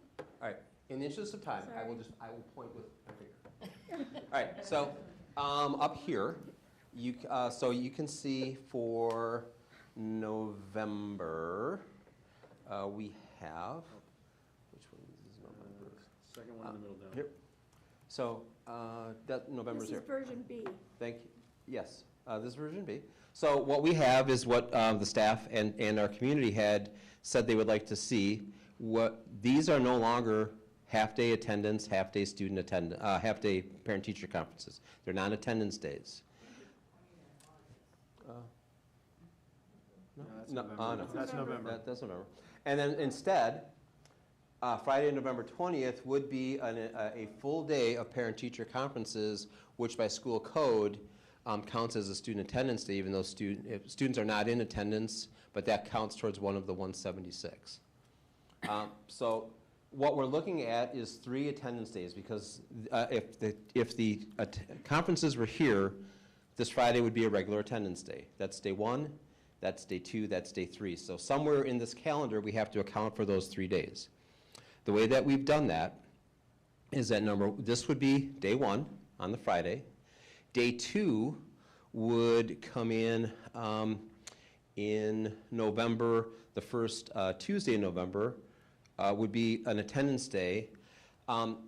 There's a bone of contention there because in odd number years since 2020, Governor Pritzker has declared that public schools should be closed for Election Day.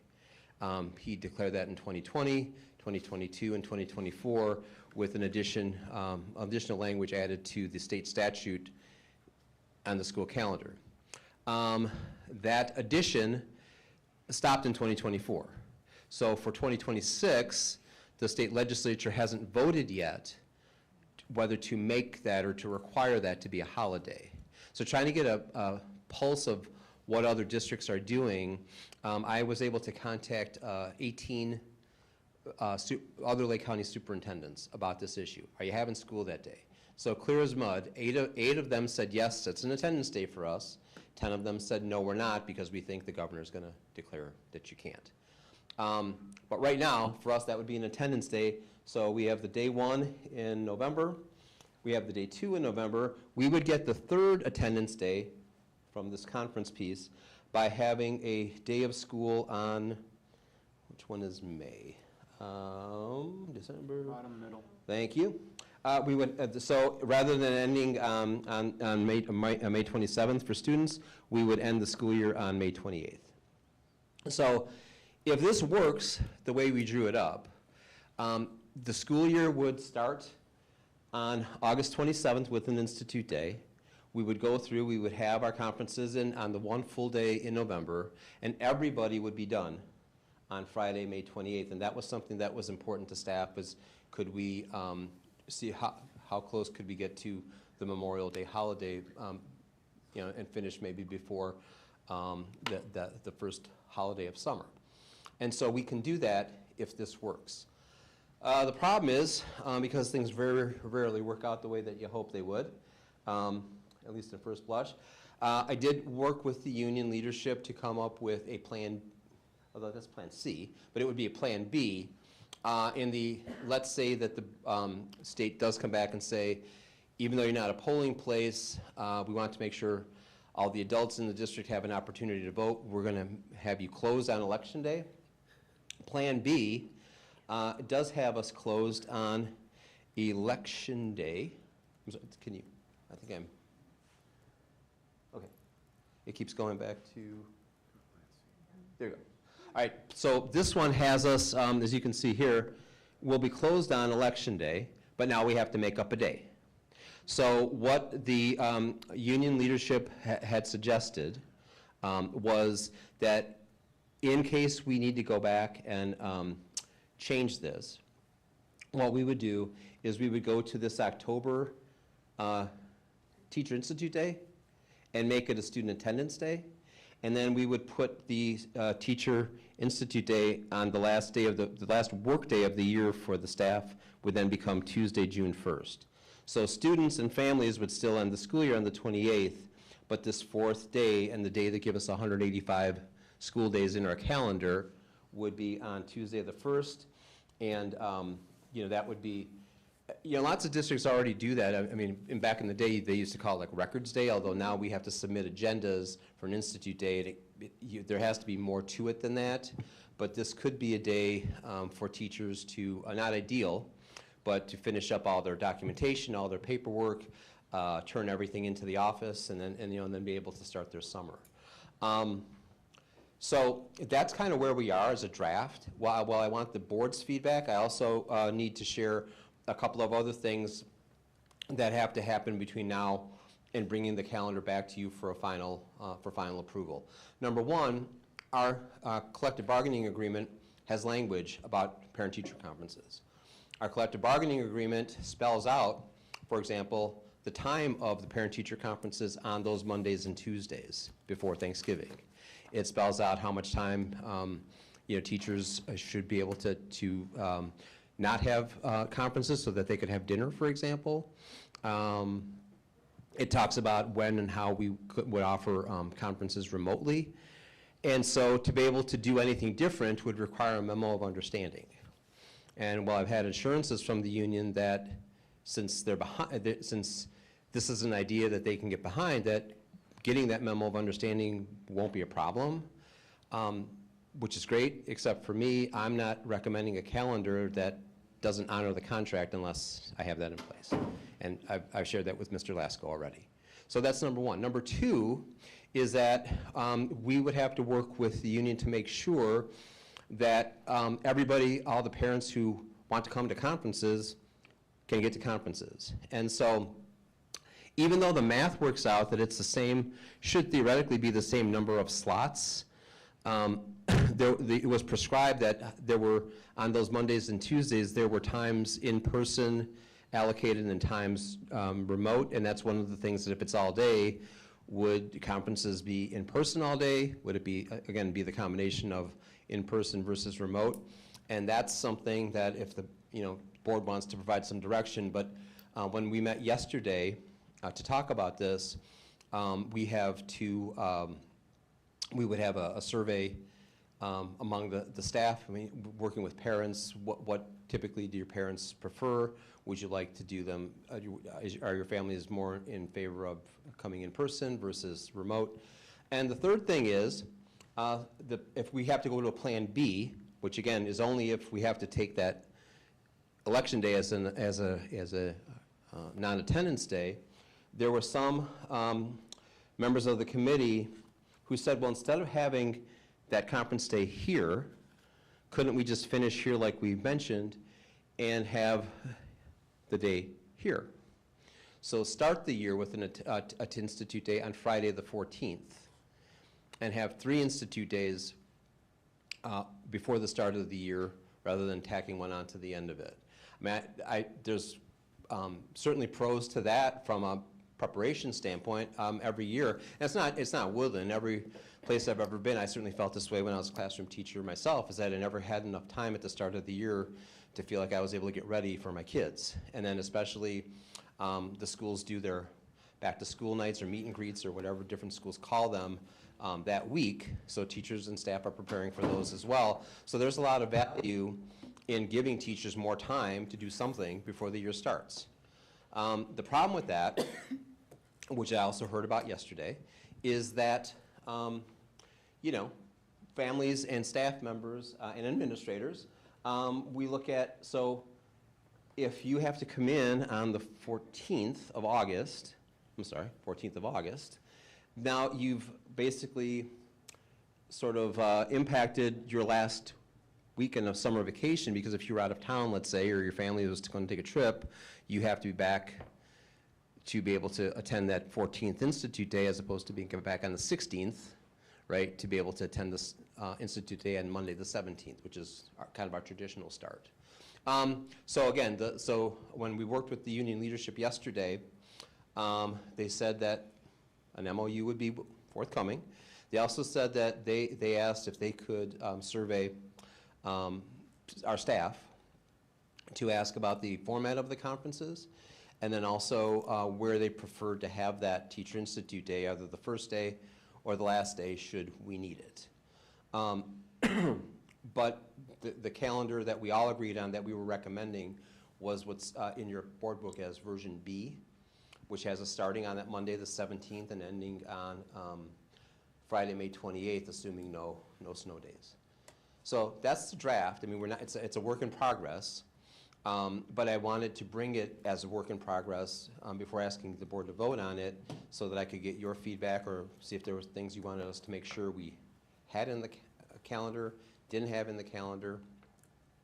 And like I said, I guess the silver lining in all this is if none of this can work out, we know we have a calendar that works because we've used it the last 2 years, and it meets all the requirements, and yeah, so that's always an option too. We could just move this year's calendar into next year's dates if the board would prefer that. I don't know if I'm phrasing this right, but what would the expectation of parents be in meeting with all the teachers for all their children? So there was a time when I had, as a parent, one student in elementary, one at intermediate, and one at middle school. And what I would do was book my morning conferences at elementary, then I'd go to intermediate in the afternoon, and then I would schedule Zoom calls for my middle school student on the Tuesday. So, I'm just a little nervous about parents with 3 or more children getting to all their conferences, or is there some, expectation that people aren't going to get to meet with all the teachers? Because now that we have the electronic scheduling, I've been seeing more teachers during parent-teacher conferences. So I'm just wondering how this would look when we just go to one, if we were to go to just one day. Well, that's certainly, that's a challenge that we have to work through. Mm-hmm. And I have to come back to the board with, here's our best guess at resolving that. I think when you say, well, you would do the morning and then the afternoon, and certainly if we went to the one-day model, conferences would start earlier in the morning, as early as 8 a.m., and they would go later, as late as 8 o'clock at night. Just in how you were describing it, I would, if you did two schools during the morning and one in the afternoon or early evening, you could do it, but that's predicated on if you're even available on Friday. I think that was the nice thing about having conferences over 2 days. If you had to work or had a scheduling, challenge on the Monday, well, then there's the Tuesday. Or if you could, you had to work Tuesday night, you could schedule for Monday. If it's Friday, it's one day, it's Friday. Now, we do have in our handbook language that says, as a parent, you can contact principal and ask to speak with a teacher whenever you want to, and then we would try to make that happen. So it's not necessarily a formal parent-teacher conference, but if there's a question or concern or, observation or something going on with the student that a parent want to talk to a teacher about, there certainly are those, there's an avenue to do that outside of parent-teacher conferences, but I don't know. If everybody wants to do that, we're sort of defeating the purpose. So, but that certainly is on the list of things that we would have to address. What's the feedback from the parent on changing to a one-day conference? As I mentioned, Brooke for a couple of weeks had a one-item survey in our weekly SMORE, and we had 252 community members or parents respond, and 81.3% wanted the one-day conferences. I think looking at the holidays and vacation schedules, it looks like a good idea, but then when I think about the practicality of just fitting in all those conferences, I'm a bit hesitant. So I just Understood, yeah. want more clarification on different scenarios for different families. But anyway, so as a parent, I was all for this because I hate the half days. I feel like it's so much work to get the kids into school for like 4 hours of school. And I don't know what attendance looks like during those days. I'm assuming there's a lot of people that take that whole week off anyway. So, maybe this is something we try. Maybe we find that we have more people going to conferences because they're more willing to do it on a Friday then and still have their whole week of vacation. I don't. Well, and there's some, I think there's a couple of creative ways we could look at this issue that Amy brought up too. And that's so one example could be, if we went and used, a half-day schedule, we go back to the old SIP day schedule where the one where the kids get out at like 10:30 in the morning. So we could add theoretically a second day of conferences that week before and still get a day of school, to add more conference times and more options. But again, that's something which I'm willing to do, but I'd have to work with the union, because right now, it's pretty well spelled out when conferences are and how long and all that in pages 21 and 22 of the contract, so. Not that I've looked at it or anything. But, yeah, so we would have to, again, this would have to be a collaborative effort, and it's gotta work for families too, that's the point of this. I think in terms of trying to honor one challenge for families, which is the half day of that week, and you really, what is as my Thanksgiving to have school till 10 or 10:30 on those days. Is there any other things that you would want me to bring back to the union team to talk about as we're looking for the next iteration of it? So some of my concerns were already addressed, so I won't repeat those. I feel compelled to ask, is the number of responses from the parents actually representative of the community? Because it was less than 300. I don't know how you get more people to answer when you've put it out, but just from a data standpoint, I wanted to state that. The one that hasn't been addressed, that I know hasn't been discussed, because you mentioned it, was the virtual versus in-person. If it was parent choice, and there wasn't a set time for in-person and virtual, and each parent could choose, I think that might help with the restriction and the availability issues. Because if in-person is only in the daytime, well, people who work either need to ask off or they can't go. So if we give them the option of, oh, it can be morning and it can be virtual, they might be able to do it on their lunch. Sure. That is certainly something we'll address, and if we can't address it satisfactorily, then I will let you know too. Again, the default is we have a model for a calendar that works and everything. Even going to the surveys, I mean, I want to make sure, you know, sometimes people look at feedback and you give feedback, but if your decision's not implemented, then it's, well, they didn't listen to me. But, I mean, certainly, I'm trying to incorporate what people said they were hoping to do. And, you know, sometimes, maybe there, you know, to look at it, maybe there's a reason why we haven't done it this way, just because for all the variables in this community, maybe it doesn't work, but maybe it can. So certainly, well, I'll be following up. I mean, the union leadership knows we're talking about this evening. I will certainly follow up with them with your feedback or the questions, and I think those questions can guide, you know, our next, you know, working meeting about this matter. So. And I also just wanted to say that I'm all for surveying the staff and asking them which alternative they prefer versus the August versus the June, because I mean, it really impacts them the most, and I think we should use the feedback from them. Definitely, that would not, either one of those doesn't change the schedule for families or for children. Right, Yeah. right. But I do think, so just as my own editorial, very briefly, I think that's we survey people a lot in this district, but I think one of the challenges is certainly survey fatigue, and I'm wondering if, I don't know the number, I mean, all we can do is put it out, and there's the link, and please do it, but sometimes I wonder if like someone's thinking, well, I did that already, or they don't, maybe they think this is a survey that they were asked to fill out a week ago, or 2 weeks ago.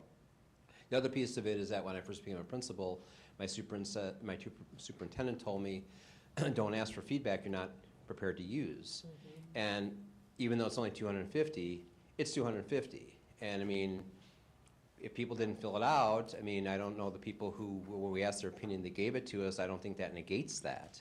Now, I didn't hear you saying that, but you see what I'm saying. Mm-hmm. It's like, okay, well, I've got data, and I can't just ignore it because somebody thought it was something else or didn't do it or didn't care. But I will certainly take your feedback, take the questions. The two things I heard the most were flexibility and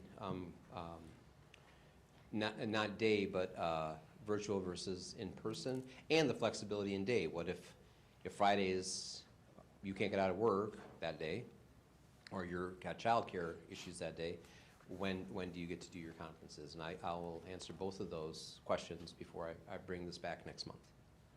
And do we have to approve it next month? Is that? No.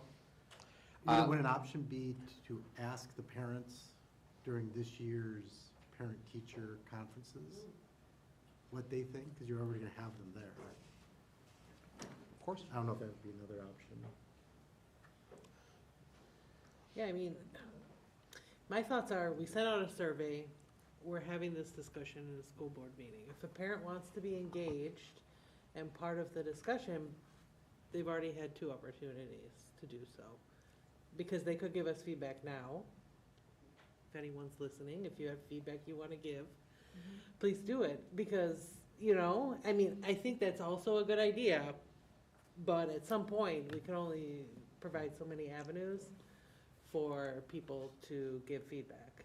I think it's great that we asked in advance of this discussion, so we kind of know where the feelings are, at least for the people that took the survey. Right, and I mean, I think, I don't want to lose sight of the fact that I'm not interested in changing this just to change it. In fact, there's something very refreshing about some consistency in kind of knowing what your school calendar is and not changing it every single year. So, I mean, I don't want to do it just to do it. I only want to do it if it's going to help. And you know, the idea of the families, and there's, like, we have folks, I mean, we honored our bus drivers tonight, but we have folks, our transportation department, our O&F team, you know, they have to come in when everybody else is off, you know, which is why I love that the board was allowed us to be closed between Christmas and New Year's. Because lots of times, that's when those teams have to come in and are waxing the floors or painting because there's no one else in the building. But they have families too, and I want to respect the fact that, you know, we want this, I think even the whole cadence of the conversation tonight with the student support under the strategic plan, I mean, if we can make our recommendation work, this calendar really is illustrative of the importance of belonging. I mean, for a family to be able to do whatever they want to do for that entire week would be awesome, and give people who traditionally don't get all that time off to have a couple extra days to spend time with their family. Would be really nice. But again, if it doesn't work for the purpose of parent-teacher conferences, then it doesn't work, and we'll certainly have a clearer picture of that by the November meeting. When will we know if the governor is going to? Dr. Carner said he didn't anticipate them to vote on this until actually the spring, which that's everybody's going to have their calendars done by then. Right, yeah. Okay. Thank you. Thanks for the feedback. And certainly the next, the November board meeting is before conferences. There's no reason why I can't bring the calendar back in December. But feedback to me early on as a superintendent was the community wanted it earlier rather than later. So that's why I was bringing it up tonight. Well, I mean, I'm thinking December is still pretty early to approve for next year. So if we think there's value in getting more feedback from parents, then I think we should wait the extra. I'm certainly willing to extend it, you know, to make sure we can get it right. Yes, you know, rather than we have to hurry up and do it, and then there's a lot of, you know, it's mistakes and it's not what people wanted. So, agreed. Thanks. Thank you. All right, so we have 1, 2, 3, 4.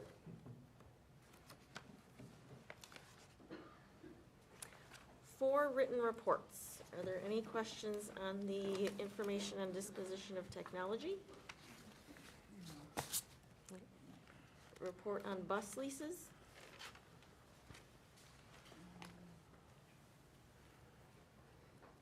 Lake County Facilities Sales Tax? Yeah, I'm a little concerned about this one. Concerned for a few reasons. First of all, Gurney just raised their sales tax by 0.5%, so Gurney will be going from 8 to 8.5%, because they did not institute the grocery tax, the 1% grocery tax. So now this would be an additional 1%. So now Gurney sales tax would go up to 9.5%. So I think we would need to have some serious dialogue with the village to see what their what their concerns would be. The other thing, it'd be nice to know like what we're looking at in potential revenue back to the school. Gurney estimates the 0.5% sales tax will bring in 5.5 million to the village, so a 1% sales tax would, just for Gurney, would be $11 million Gurney would bring to the table. Obviously, Woodland, to me, you look at what Woodland, Gurney, and the high school would all get out of this. So you're looking at maybe $12 million Warren Township will be potentially putting into this kitty. Seems like we'd be giving more in than getting out, and obviously there's some, we get a lot of tourism, a lot of people outside the Warren Township contributing into that. Would there be a negative impact? I know it'd be, the county would, everyone in the county would go up 1%, but Gurney Mills is competing against Wisconsin and other areas. You know, is that additional 1.5% increase in the sales tax going to negatively impact the golden goose that keeps Gurney from having to have a property tax? So I would be concerned that there could be some negative impacts throughout Gurney by this adoption. So I would hope that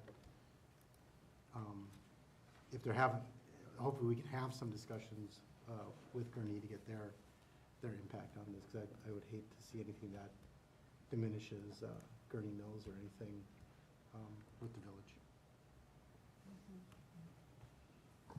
I'm really concerned about our districts getting any of the money. I mean, this is a countywide tax, and it talks about new school construction, and I'm having trouble trusting that our tax dollars feed back into our school districts and our communities. So with the EBF funding being directed outside of our district, and you know, our federal dollars being held up, and American taxpayers, their money going to help other countries' economies, I'm not comfortable adding another tax on our community. I want more local control. Can I ask where this idea is coming from? This is the first I'm hearing of it. What did I miss? There was a conversation at our last Lake County Superintendent's meeting, and really the request was from our legislative liaison to just check with your boards of education to see if there was any interest in it. So this was really more exploratory. I mean, this is not something that, I've heard from two board members already think it's a bad idea. I mean, it doesn't have to go any further after tonight. It was just to see, would there be interest in the way that this is, you know, how this would become a referendum on the ballot, is that they would need 50% plus one of the total number of students in the county. So certainly it's different if larger districts like Woodland, Waukegan, Round Lake, you know, are interested versus smaller districts that might be interested but wouldn't move the needle on getting the number of people required, you know. So I think there was more of an emphasis on asking the larger districts to kind of just take a temperature of the board, and given the conversation tonight and the questions from the packet, it doesn't sound like it's worth pursuing, which is fine. That's where it came from. Yeah, I echo the same concerns that Joel and Amy expressed. I do too, and I also would worry about the uneven impact on the low-income families, that it would have a higher impact on them than others. So overall, it doesn't seem like a good idea to me. I concur. I've heard 5, so that seems to be a consensus. I'll, at our next Lake County Superintendent's meeting, I'll let them know that Woodland is not interested. Okay. Any questions about revised board policies?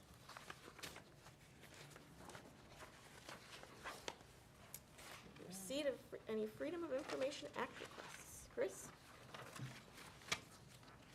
FOIAs? Sorry, I wasn't prepared yet.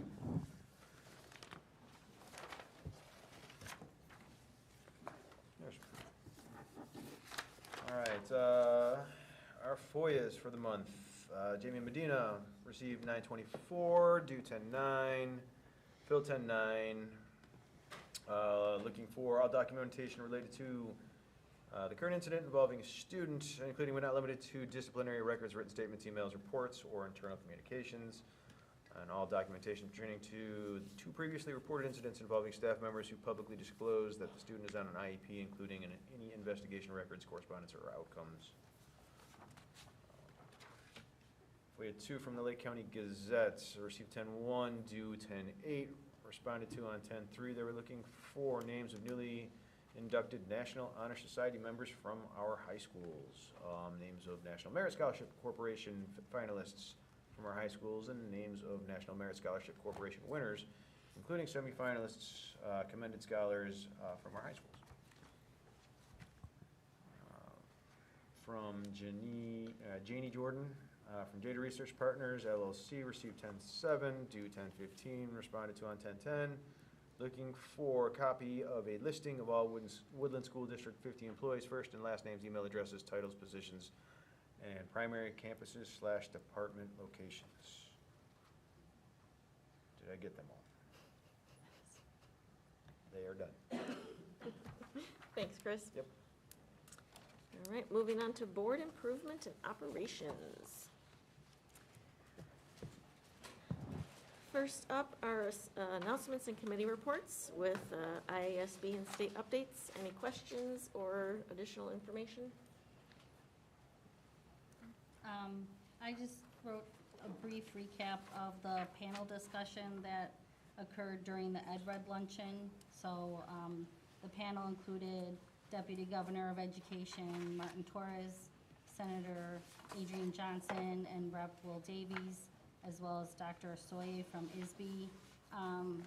Just some of the themes they talked about for the future was Martin Torres talked about early interventions from birth to pre-K for school readiness. Senator Johnson and Rep. Will Davies spoke about EBF and funding fairness for all school districts in Illinois. And Dr. Soye spoke about public schools serving as the centers for fostering community connection and gathering. So it was a great discussion, and I want to thank Dr. Maychek for attending with me. And that's all I have for EdRed, and everything else is written there, so for ISB. Additional questions? Nope. All right. Any questions about PTA? Board improvements, status requests, and future board Could items. I Oh, quickly give an update on the Shared Services Committee? yes, please. So we had a Shared Service Committee between the 3 school districts. The 3 superintendents were there, and there were 2 board members from all 3 districts. And really, the unifying theme is we have 2 K-8 districts and 1 high school. How do we become and create a more unified K-12 experience? And that could take a number of different ways, right? We talked about our evacuation plan and our security plans tonight, having those be unified. So when a student goes from 8th grade, whether it's 56 or 50 into the high school, that it's similar nomenclature, similar experiences.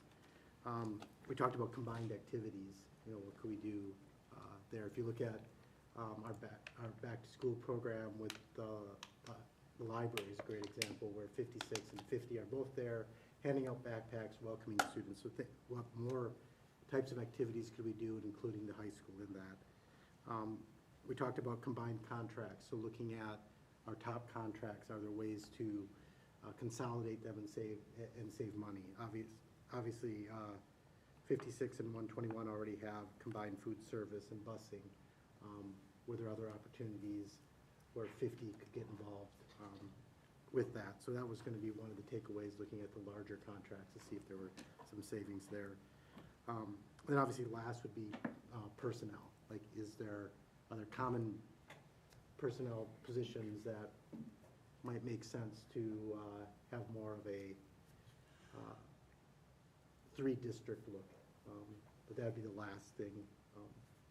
What was my takeaway, that the first things would be like the combined activities, how do we streamline and make it a better experience for students, especially going from 8th grade to 9th grade, and then looking at combined contracts to see if there's some dollars savings potentially that we could reinvest into the classrooms for all three districts. I think we were planning on meeting again in December, so we didn't lose any initiatives on this, and then we'd meet again in the spring. So I want to thank both you and Julia for going to that. I know Carrie had was not able to attend, but after hearing the discussion, and I thought it was like brainstorming, right? So we're really not judging the ideas, but what about this, what about that? Whatever the idea, it always kind of came back to, or an important component of each of the ideas was either cost savings or additional cost to do what we talked about doing. For that reason, I certainly thought it would be helpful, even sitting there that night, to have Chris there. I don't know how the rest of the group would feel about having, or at least inviting, the three business managers to be part of the conversation, at least to be able to weigh in, and certainly knowing our contracts inside and out and the duration of them and what's allowed, what's not allowed, et cetera. I just think it could save a lot of time that going down a road of trying to plan something that somebody can say, time out, we really can't do that because of X, Y, or Z. So I don't know, it's not my place to recommend it, it's just an observation, and I don't know if you would be comfortable suggesting that at the next meeting, but I think it certainly could be helpful, because certainly what I had to do was come back the next day and then meet with Chris for an hour anyway and say, well, we talked about this, can we do that? We talked about that, can we do that? And it probably would be better for all three districts if the chief school business official heard the message and was part of the conversation from the beginning. That makes sense to me. I like a good idea. I like that recommendation. Sorry, Chris, just would you added like- Chris would another you like meeting. more I meetings in your apologize. life? I'm good with it. So. One in December. Any other updates? All right.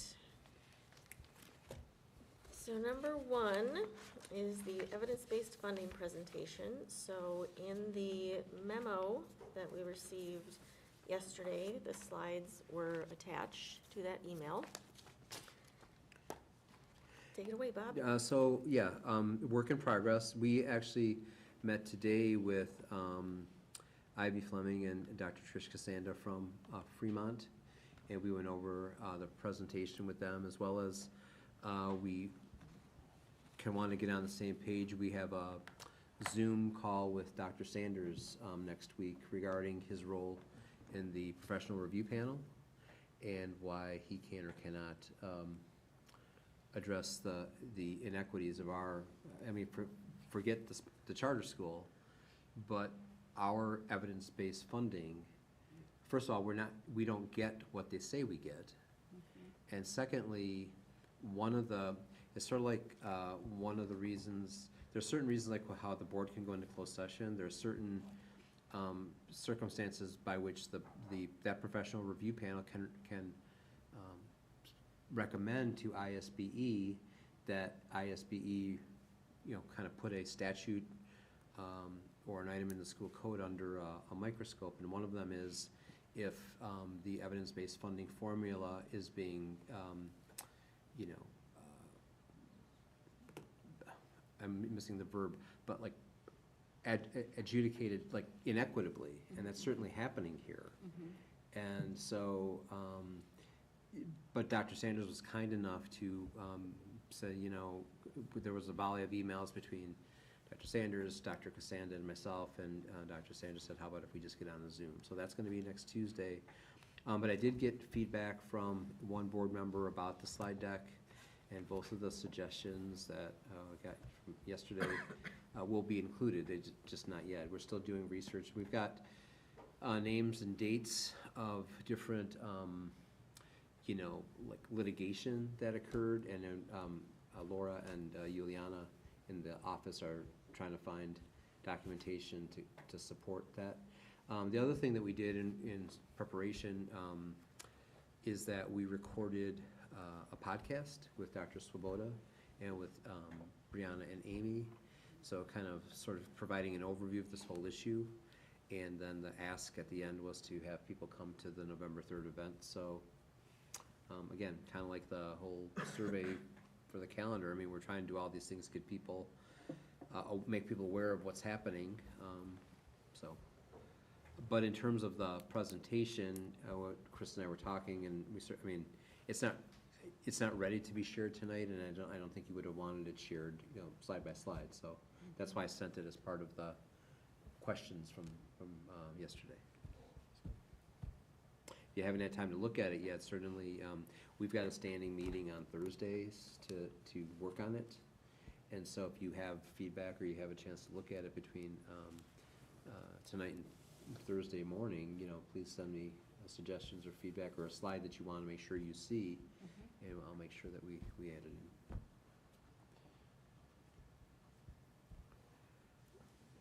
Thank you. Thank you. Yeah. Any other feedback tonight on that? Just, I didn't get to reply with my feedback on the slides, but my one takeaway was that, anything you can do to help point to where people need to look, just making things kind of pop off the page as, you know, this is my landscape designer hat, but people have to look at plans from far away, and so maybe some of the numbers that you're providing, if there's any way to like enlarge the font or just make it lift off the slide a little more, I'll send you an email, but that's kind of Okay. where I'm coming from, Got it. is like people knowing where to look when there's all this data and when you're speaking and, you know, things like that. So I'll Sure. send the email. Thank you. IASB Board Governance Workshop. I did email, I forgot to include you, Laura. December 3rd at 6 p.m. is when the workshop will be. And Bob and I will be on a Zoom with Perry Hill on November 6th to talk about the agenda. When is the date again? One of those dates that I told you guys I couldn't be there. No. I sent you a text and you didn't respond. I had already responded in the meeting. I gave you guys a list of dates that I couldn't make it. I apologize, I didn't write them all down. I was surprised when you asked me if I could make that date, when I was clear that that was a date I could not make. Okay, I apologize.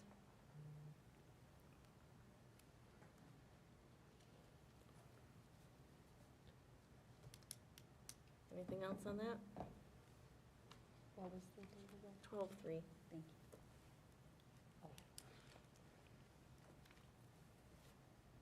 All right, student ambassador to the board, which I don't know if that's what we want to call it.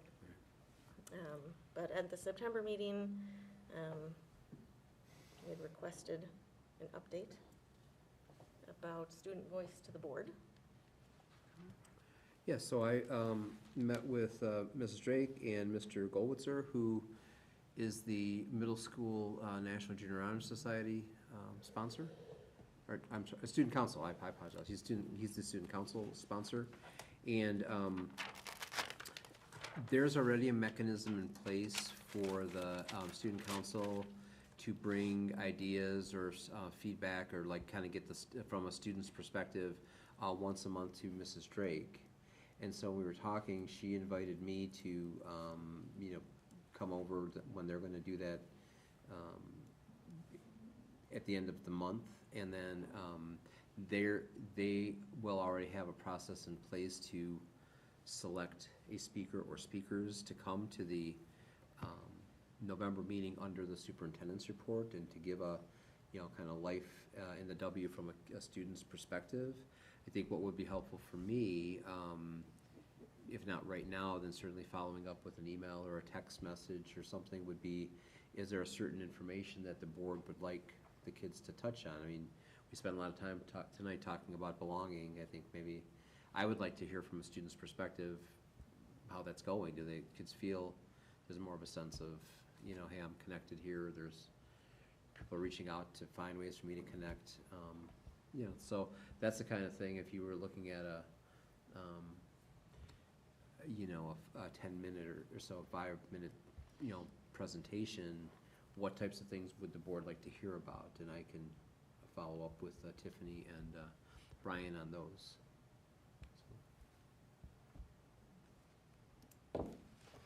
Anyone have any topics to share right now, or follow up with email? Pen in hand? I mean, I would, I guess, really just want to understand very simply, like, give me an update of, maybe like, what do you love about your school? What would you change if, you know, if you could, type of thing. Maybe not in those words, but, you know, like, what do you want to tell us about what's going on at the school?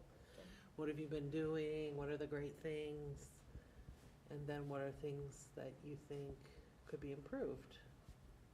I mean, Yeah, or is there anything that seems unnecessary? Yeah. Just cut out.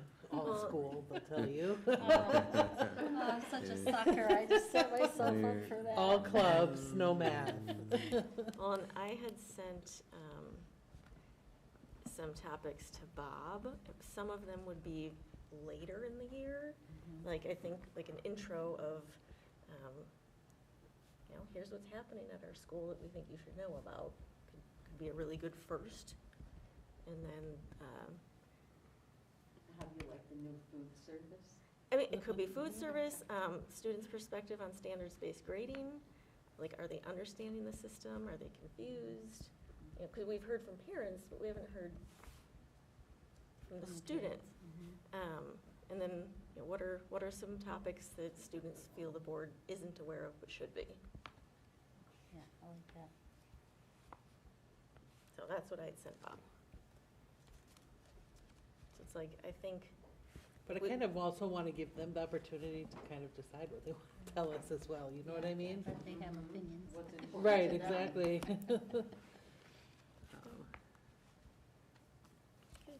Okay, that's a really helpful start. Thank you. You're welcome.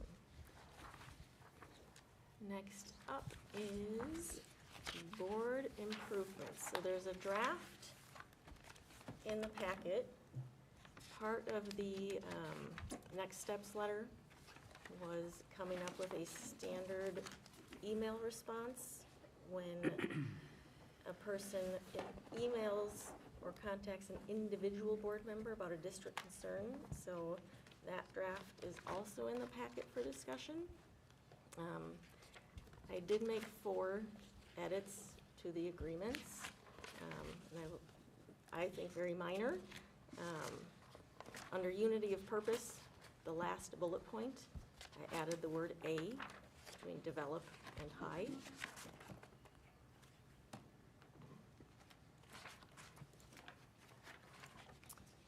In agenda development, under 3, I referenced the board policy about requesting things for the agenda.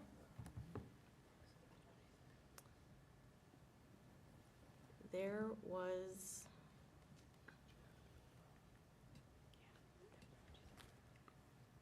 no, I don't remember.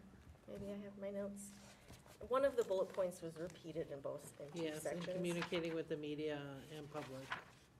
Oh, and under email, I think Perry had phrased it as forward the email to the group, to the district group email, so I just put the board email address in there. So, And you caught the repeated one, right? Yeah. Under the yeah. yeah, there were originally 2 bullet points. I had a comment under the email.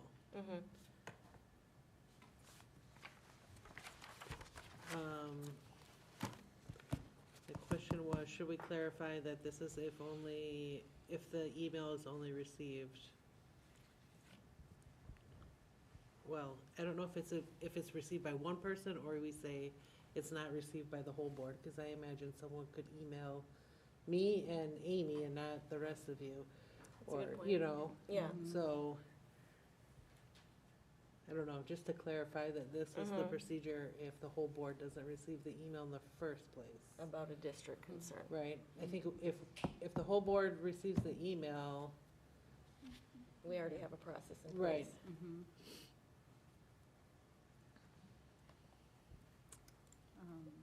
Any other things that people might want to discuss for change?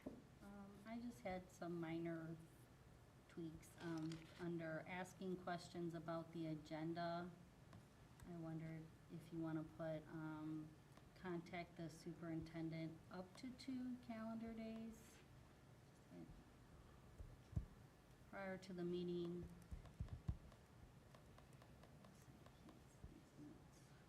I would take your call, even. Yeah, Thanks. no worries. Prior to the meeting, when that agenda item will be utilized. What, I don't. Oh, when that agenda, what I need, just add the word item, when that agenda item will be utilized. Where are you looking again? What On page? the last page. No, the last page. Sorry, yeah. You said it, and I couldn't. Asking Oh, questions. gotcha. Okay. So contact superintendent up to 2 calendar days prior to the Is it meeting. Up to or at least 2 days prior to? Is it? Which one are you guys on? Asking questions about the agenda on page 3.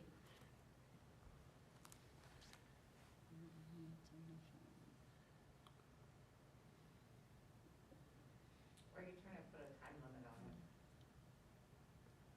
I don't know, I just thought it was more clarifying. Contact the superintendent 2 calendar days prior. I guess I was trying to Yeah. figure out what the intention was, what we're trying to say. To give Bob enough time to get Yeah. answers to our questions. Yeah, So I don't think it, it's like more of just a courtesy, like, yeah, I don't think it needs to be changed. yeah. No, And like, I understand why you want just clarity. trying to have some notes. Yeah. Anything else on the board agreements themselves? Okay. So I can't call the day of and ask a question, is that what you're saying? No, I That's was, how this reads.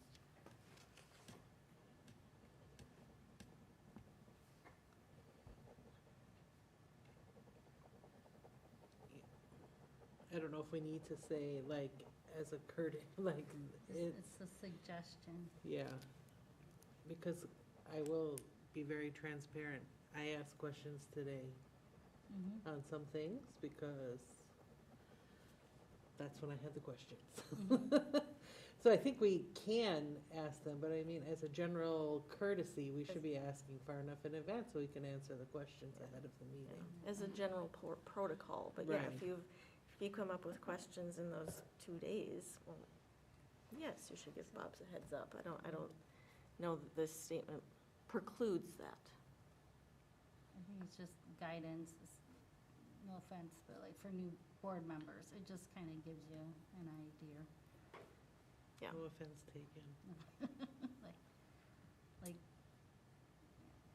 Anything else? Visiting campuses, I would say, again, as a courtesy, contact the superintendent in advance, but there's no reason that we should. I think, just to give the superintendent a heads up, but it shouldn't seem like that it's required to do.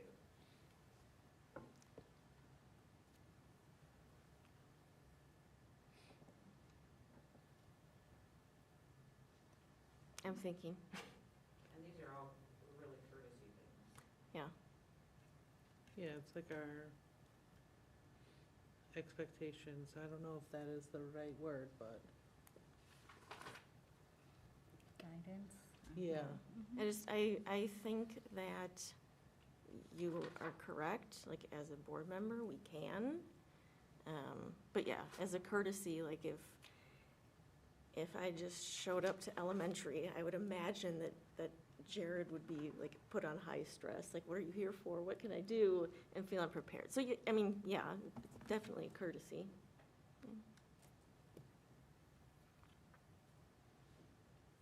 Anything else?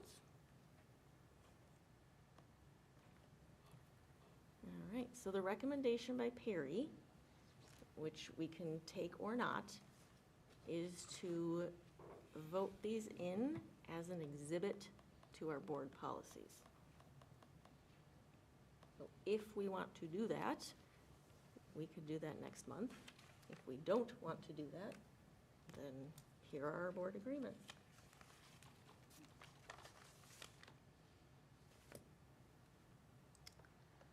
Any thoughts? I'm fine with it as it is, like, especially if it's courtesy and guidance, and, that's my thought. I don't have an opinion either way. Yeah, I don't have big feelings either way, either. I appreciate them being written down, and if they're not gonna be an exhibit, we need to have them somewhere that we can access them. In past, they've been in these folders. Oh, okay. It's in the front pocket. Oh, yeah. Yeah. Okay, so that's 1, 2, 3. Who? You're fine with it as is? Okay. All right. So are you gonna bring this to a vote, not as an exhibit, but just as an agreement? Typically, that's what's been done in the past, Okay. but you guys can do what you want. I think so. So bring it as a vote Okay. next month? Yeah. Okay. If that's what's been done in the past. That has left my brain of. All right, so then the draft of the email. Thoughts? Changes? Are we good with this? My only thought was making, I don't know where it is right now, so I can't pull it up, but, saying where it says that you're gonna forward on the email to the whole board, and I'll ensure that there's a follow-up, or something, that a follow-up is, because, I mean, we will ensure that there's a follow-up because we get all of the follow-ups, but like So you if want, we forwarded and we didn't hear anything from Dr. Maycheck, I think we should ask, did you get the email? Is somebody working on this? Because if someone reaches out to us individually, I feel like that we have some responsibility to make sure someone addresses the issue, even if it's not us. okay. So I will have forwarded your email to all board members and the superintendent. The appropriate administrators will, like, we need to figure out that wording of how we fit in. Right. That it might not be the board that responds, Right. but also, like you said, confirming that, this isn't gonna get lost in the ether. So, What if in the response, you copy Bob on the email? yeah, I mean, that's, That way the person would see that the superintendent's been copied Oh, on that's a it. good idea. And then if they want to ask a question like, are you going to follow up on this, they would have, a contact. yeah. Would you be okay with that? I'm great with it. That That's solves good. Gary's problem, Yeah, follow-up. yeah, Yeah, yeah, that's fine. okay. So just make sure to copy the board and Bob, and any other wording changes? All right.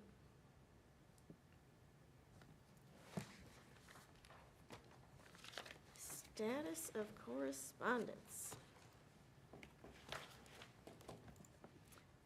There was one, but it did not require a response. Am I correct? Correct. Thank you. I'm double checking myself. Any public comments? Nope. Any reason to return to closed session? I don't think so. May I have a motion to adjourn the October 21, 2025 governing meeting? So moved. Second. Roll call vote? Joel? Yes. Carla? Julia? Yes. Carrie? Yes. Mike? Yes. Brianna? Yes. Amy? Yes. Motion carries 7-0. Thank you, everyone. Thank you.